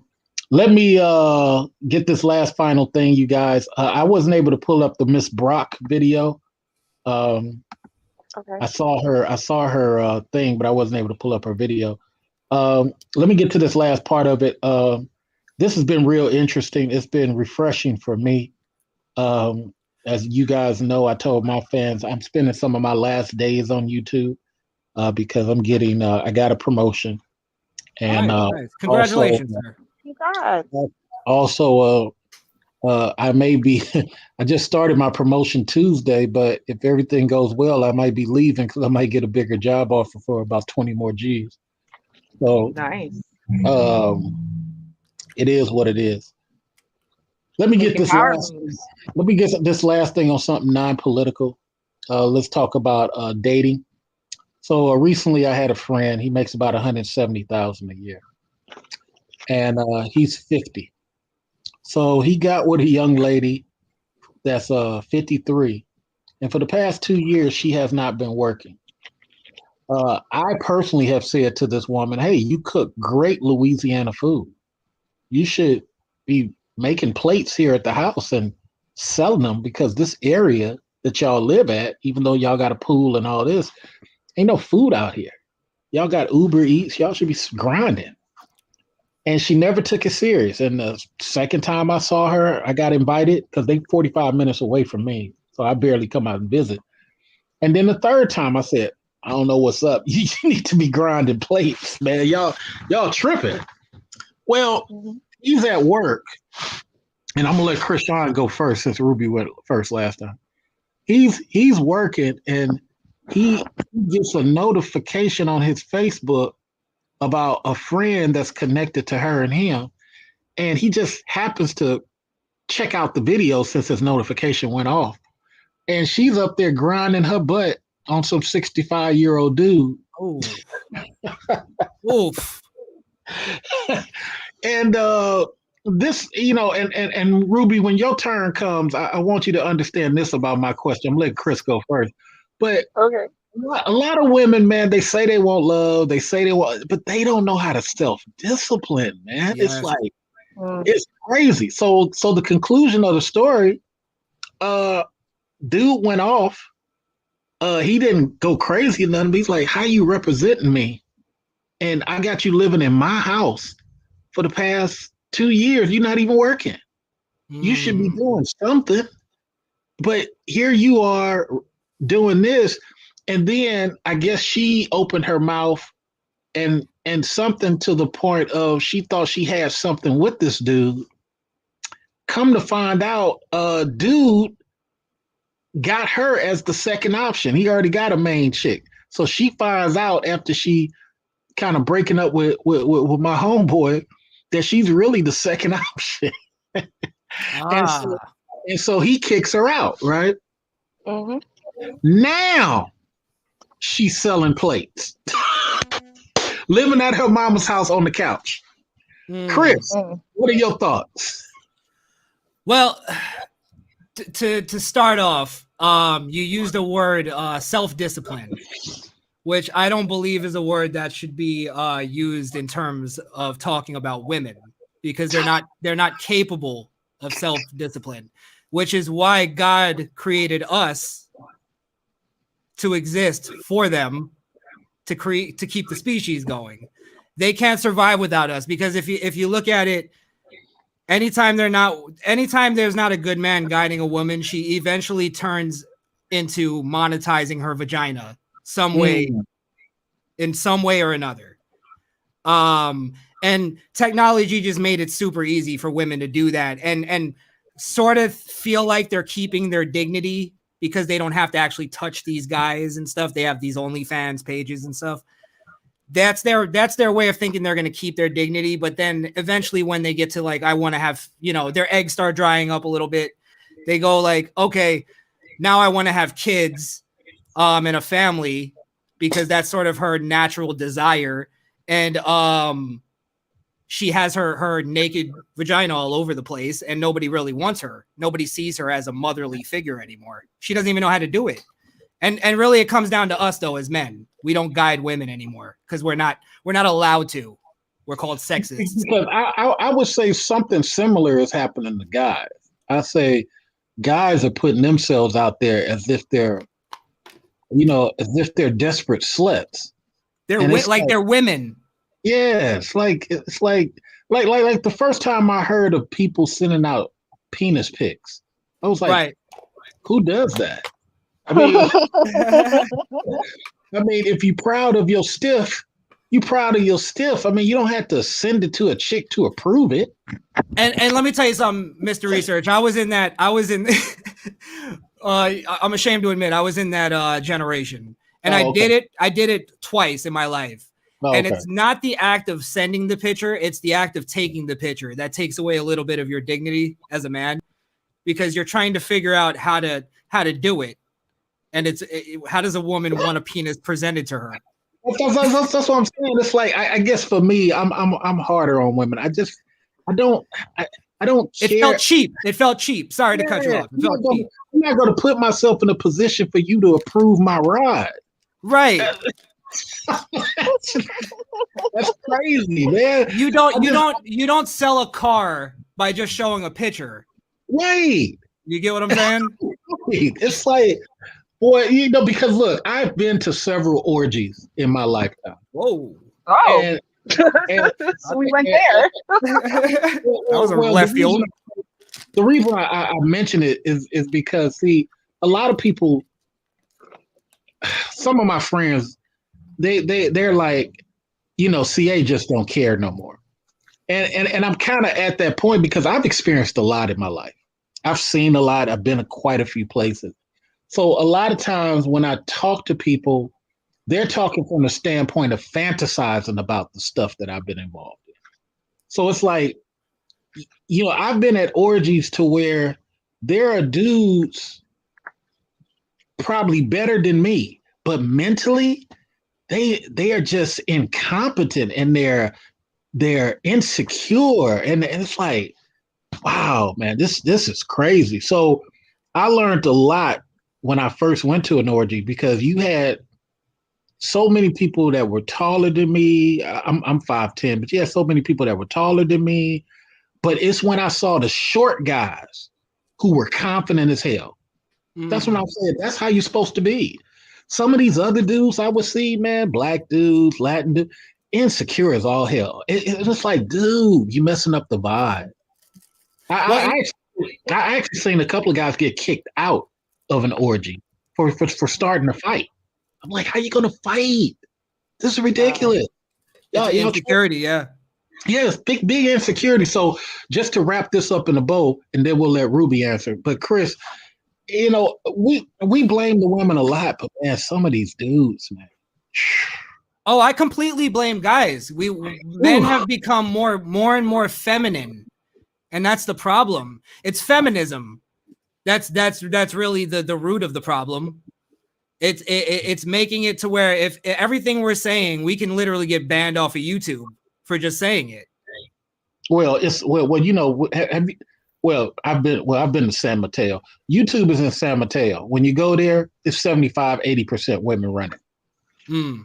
So there's hardly any guys. The last time I was there was about 4 years ago because I was complaining about something they did to my channel at the time. And I'm in a meeting with 4 women, and I'm walking by several women, and I think the receptionist was a dude.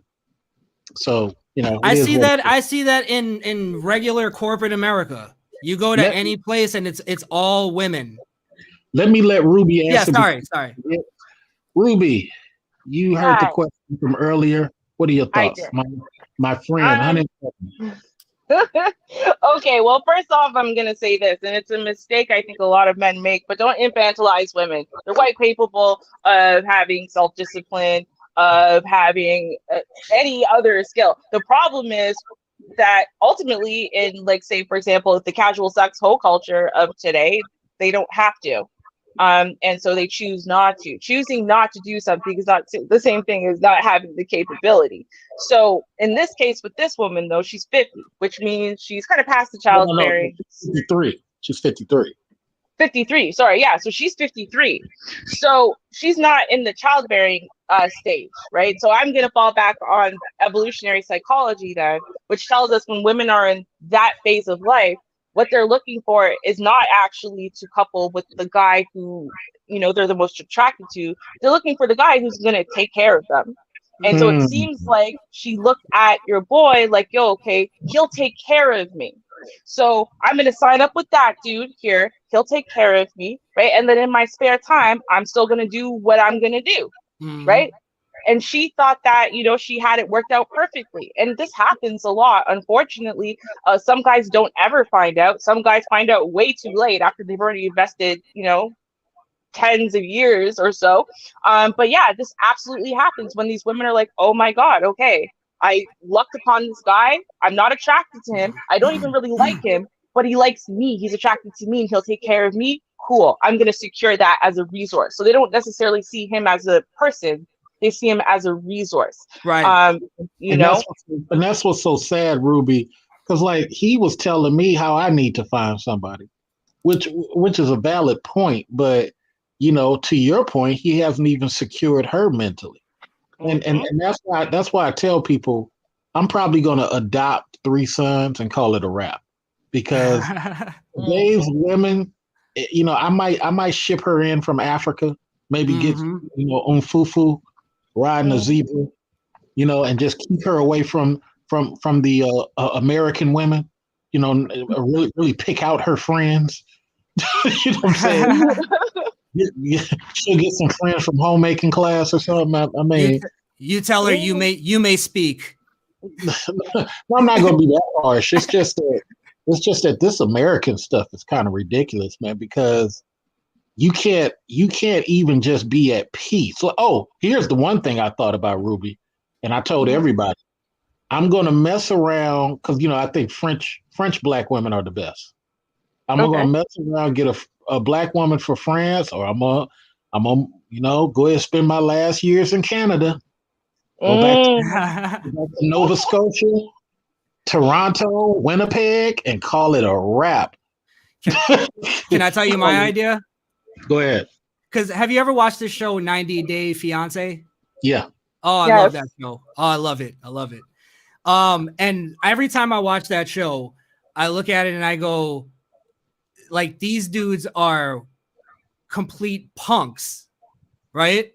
And I look at it and I go, okay, this is what I would do, because I'm about this close to doing this, is looking up one of these mail order brides, picking out a good one, bringing her over here, and then as soon as like I close the door, I take all her stuff and throw it on the floor and tell her to pick it up.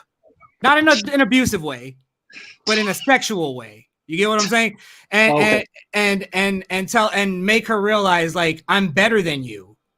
You're some third world random female that I'm bringing over to a better country in a house that you came from a shack. I'm better than you. All these dudes on that show are better than those women. The only thing they have over them are their looks. Well, that's how Lorraine Bobbitt cut off. That's how Lorraine Bobbitt cut off that man's penis with that same type of approach. No, I have a more specific. No, I was being hyperbolic, but you. I'm saying you got to make her know that you're better than her. All those dudes on that show, and they don't realize that. They let the looks overpower that.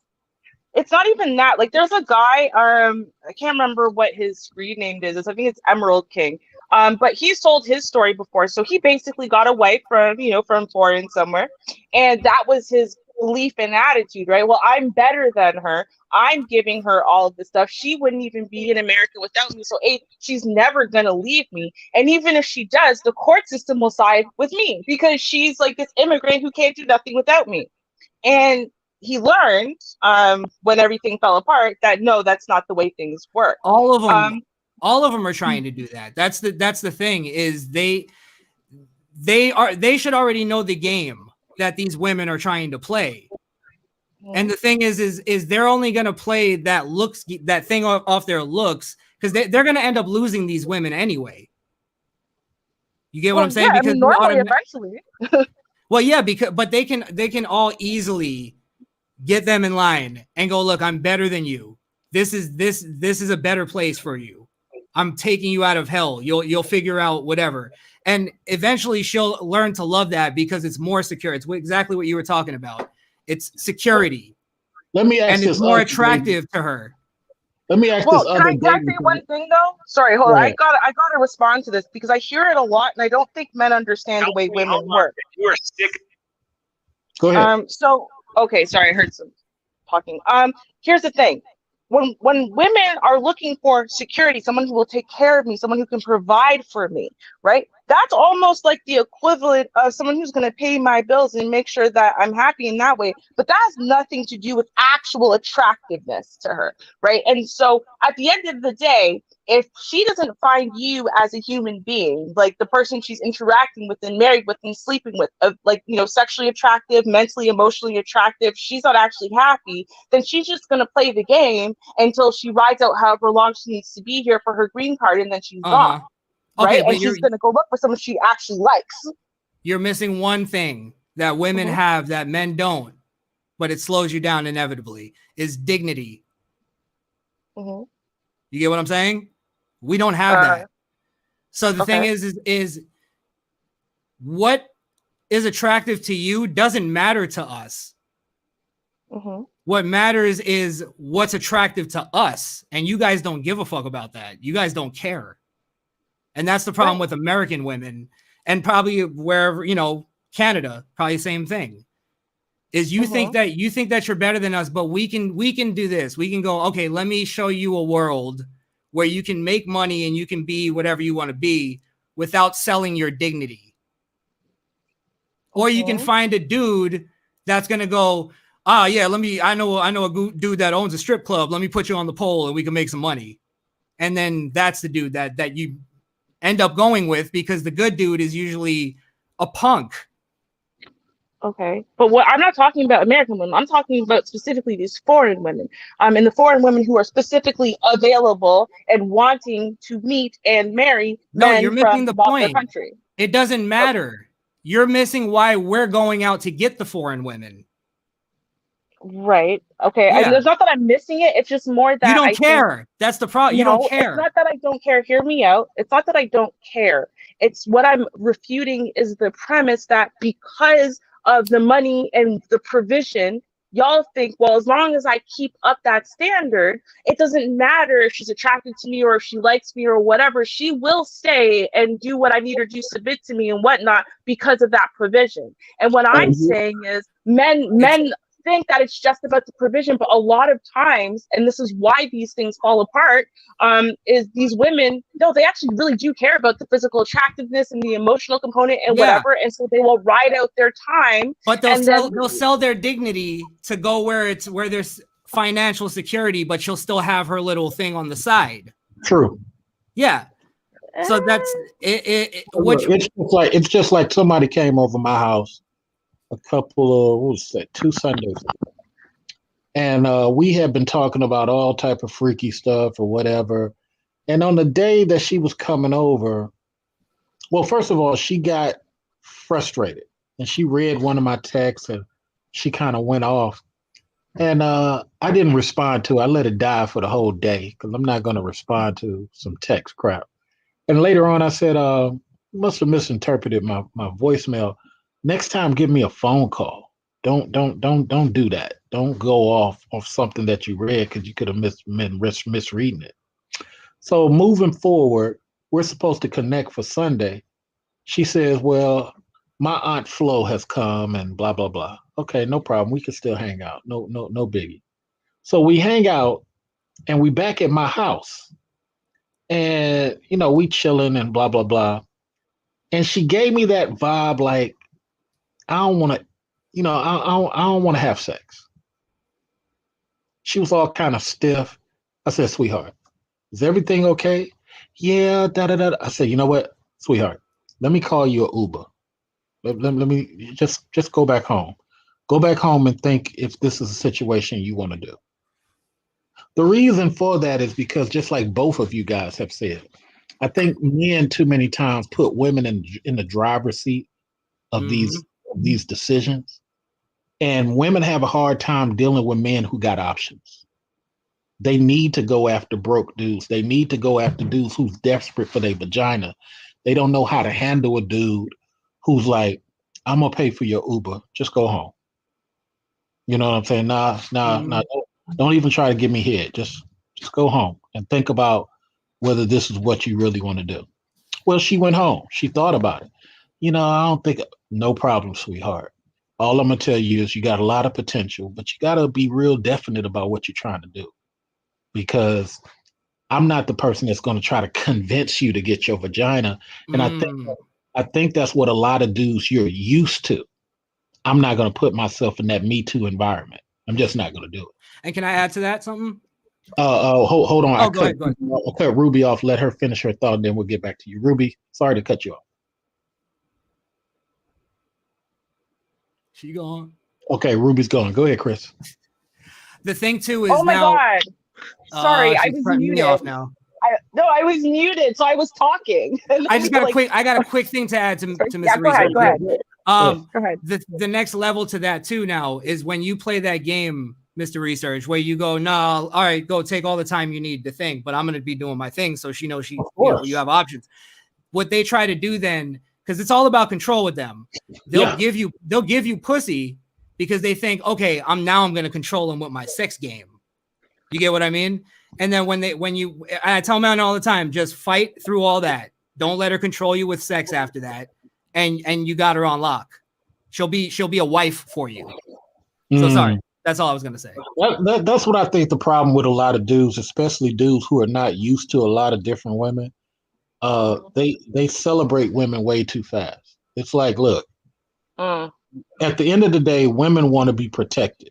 Yes. They want safety. And you can be an ugly dude, short dude, a lot, but you're going to win at the end of the day if you can provide an actual home. Mm-hmm. Now, it's up to the woman whether she values that home. Like I said, my friend's girl didn't value it.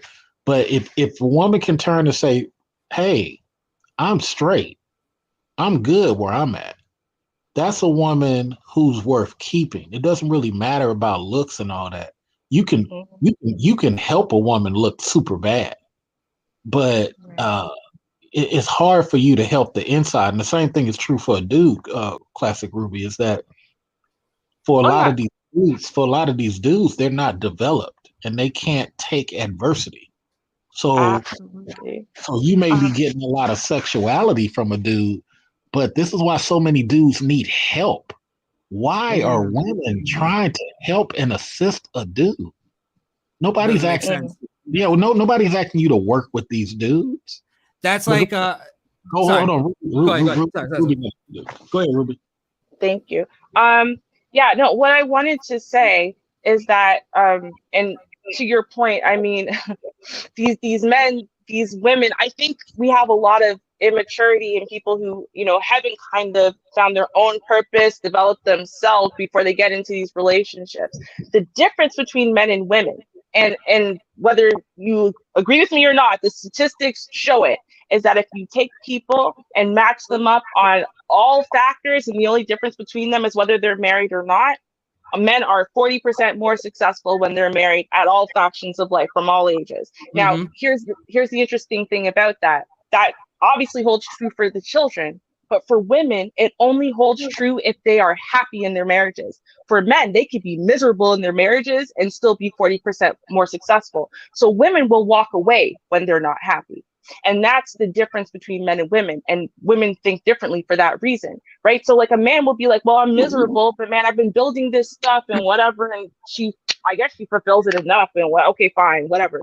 And they'll stay, right? But a woman will be like, I'm not happy, and she'll run, right? And this is why I brought up that earlier point, right? Because I want men to understand that, like, this woman who doesn't know you and doesn't like you, but she's hot, she's ticking all your boxes, and you're like, well, hey, look, I'm providing so much, I'm giving so much money, look at the beautiful house, look at the beautiful life I've given her. But if she's not internally happy, she's gonna leave, and that's why she's gonna leave, and that's why I was bringing it up. I'm done. Yeah, and that's why I said, for me, women are not ready for marriage until they're about 34, 36, unless there's a woman that has unlearned the sisterhood. If she's unlearned the sisterhood, then she possibly can be. But the problem I've always seen is that women get unhappy for reasons that are going on in their head. They're not truly unhappy. It's just things that are going on in their head that they deem as a problem. And it's like, go find something to do. Go take a dance class. Go swim. You got to do something other than be at this house and interacting with your husband all day, or get more involved in your kids' situation or what have you. That's why I think these other families succeed so much, is because you have parents that are forgetting the fact that they are not doing well, that they're not happy, and they're doing what's best for the kids, and they're finding other avenues outside of their relationship with the husband. Give me the final words, Ruby, and then I'm going to give Chris final words because I got to get out of here. I need to go run. Ruby. All right. Yeah. Well, and I'm glad you brought that up. You brought up the sisterhood and whatnot. And, it's just another area or point where, our community does differ from other communities. And, if you can agree that, hey, we differ in that factor, then you might want to agree that we differ in other factors. And part of the reasons why we differ in those factors have to do with what we were talking about earlier, lived experiences in society, and the way, certain negative things disproportionately affect us, not like due to no fault of our own. So, I think that we have to keep having these conversations with each other. And I think we need to start having deeper conversations where we stop arguing about this stuff on the surface, and start just digging deeper and deeper and deeper. So that way we can kind of understand these connections. Because again, I'm not about sitting there and just rehashing problems and pointing fingers and blame, because it doesn't solve anything.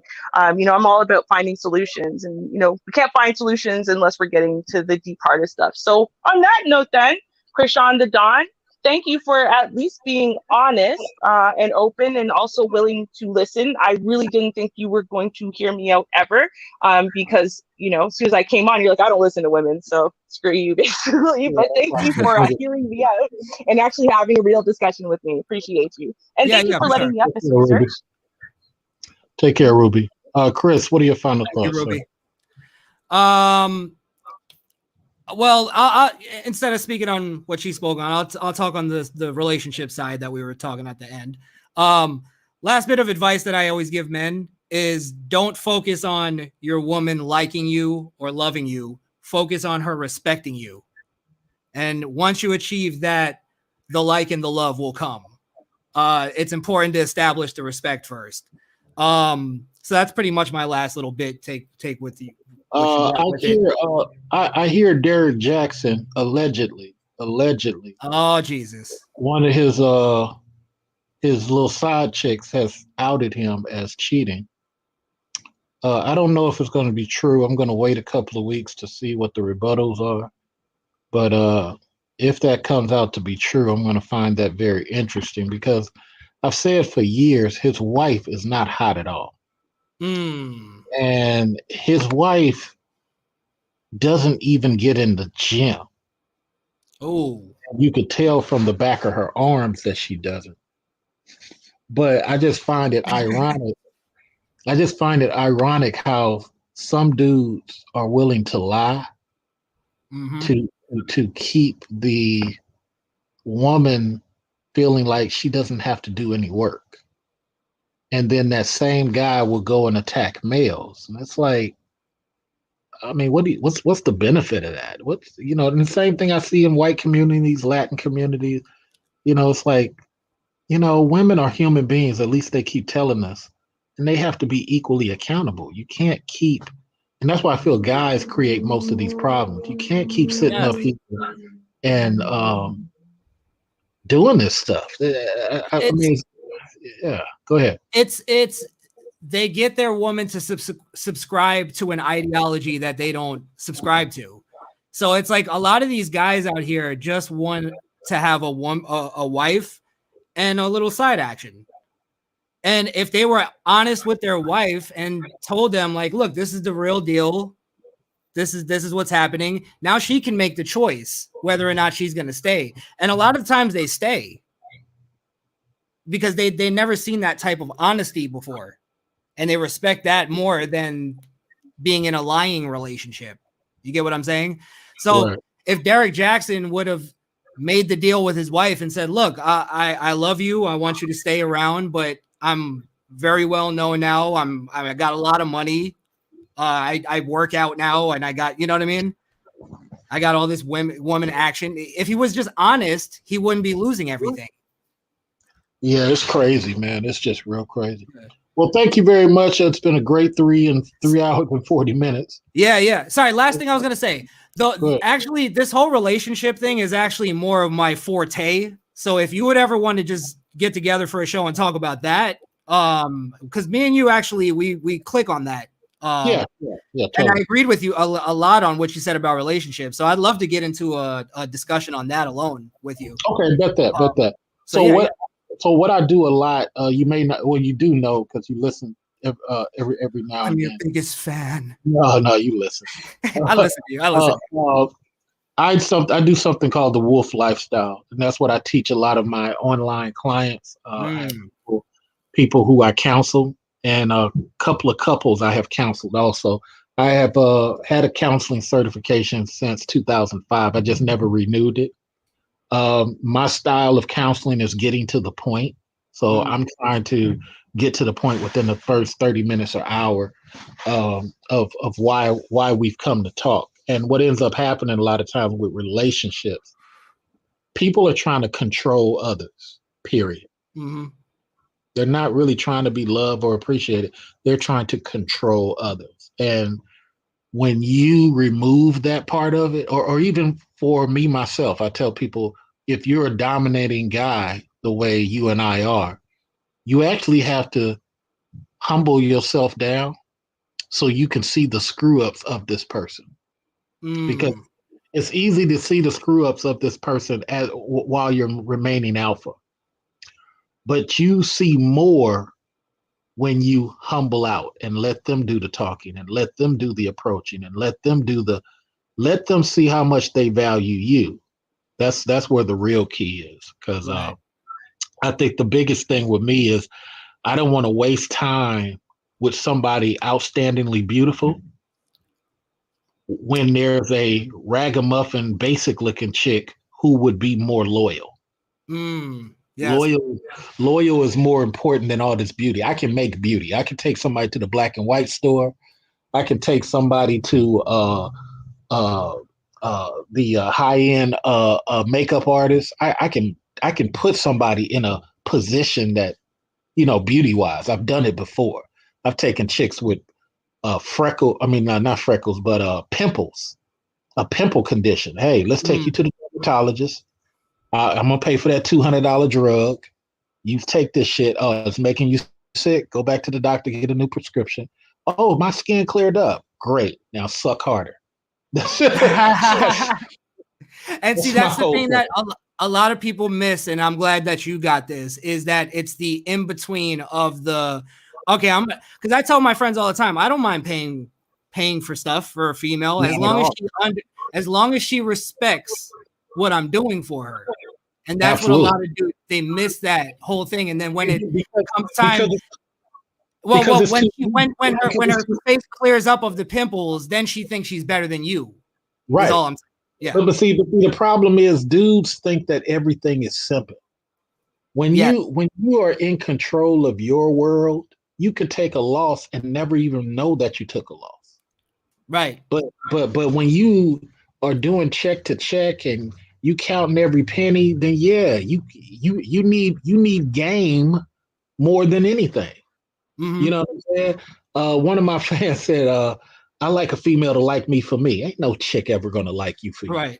Chick is gonna like you for the opportunity you provide for her to kick back and wag her finger at other chicks. That's what. But then it's also because I have a lot of friends who play video games, right? And I don't Uh-huh. really play too much. I play Me here either. and I there, don't right? play at Yeah. all. It's a waste of time to me. But I tell my friends, look, if you want your girl to stop complaining to you about playing video games, you have to make video games cool to her. Like she belittles one of your hobbies. You get what I'm saying? Well, and most of the time they know it's how unproductive it is. So it's a bad kind of example. But everything when it comes down to women will subscribe to anything that a man that she likes. You get what I'm saying? If she looks at you less than a man, she's gonna belittle everything that you like, no matter what it Absolutely. is. Yeah. And no matter, well, see, this is the other thing that you guys got on me on that first video when I said people look broke. When you are able to build your man cave, or when you're able to section off your garage with the key to it, there is no getting mad at you about video games because the door is locked. There is no getting mad because you don't come down to the man cave. And this is where we differ. I don't believe in a man cave. No. My point is not whether you believe it. It's just that No, you the as, ideology of it. oh, well, I get you. Yeah, You go as, ahead. you as a dude have to create your environment. I just feel like you shouldn't be in an environment where this chick is sharing video game space with you. You know what I'm saying? I just don't understand that part of it. It's kind of like you watching your porn. Chick shouldn't be walking into you watching your porn near the kitchen or something like that. I'm just using something weird to say. Yeah. It's like you have to create an environment where you got your time to yourself to do your thing. And when you come home or you're interacting at home, you're interacting with family crap, you're talking business with the wife or whatever the case may be.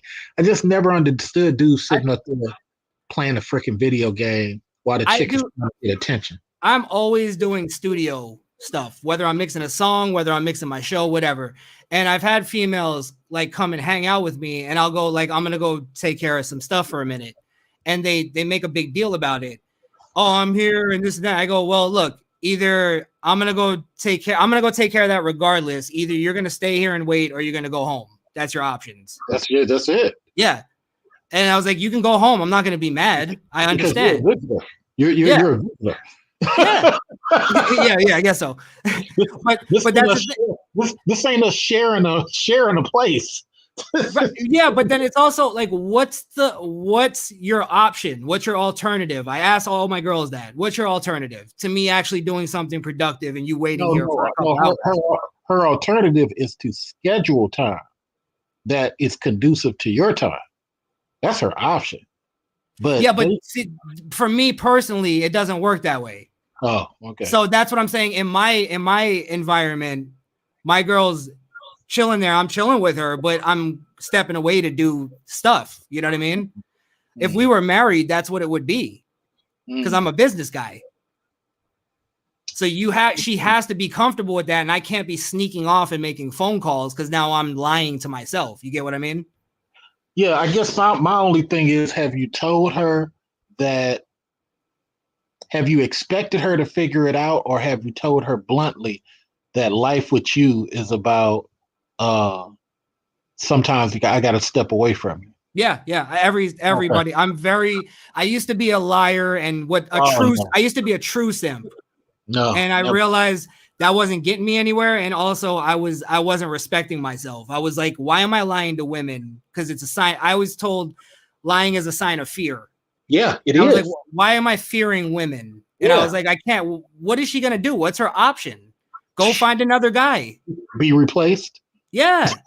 I can go find another one. Like, if we don't work, we don't work. It's not, people like love to stick on these relationships.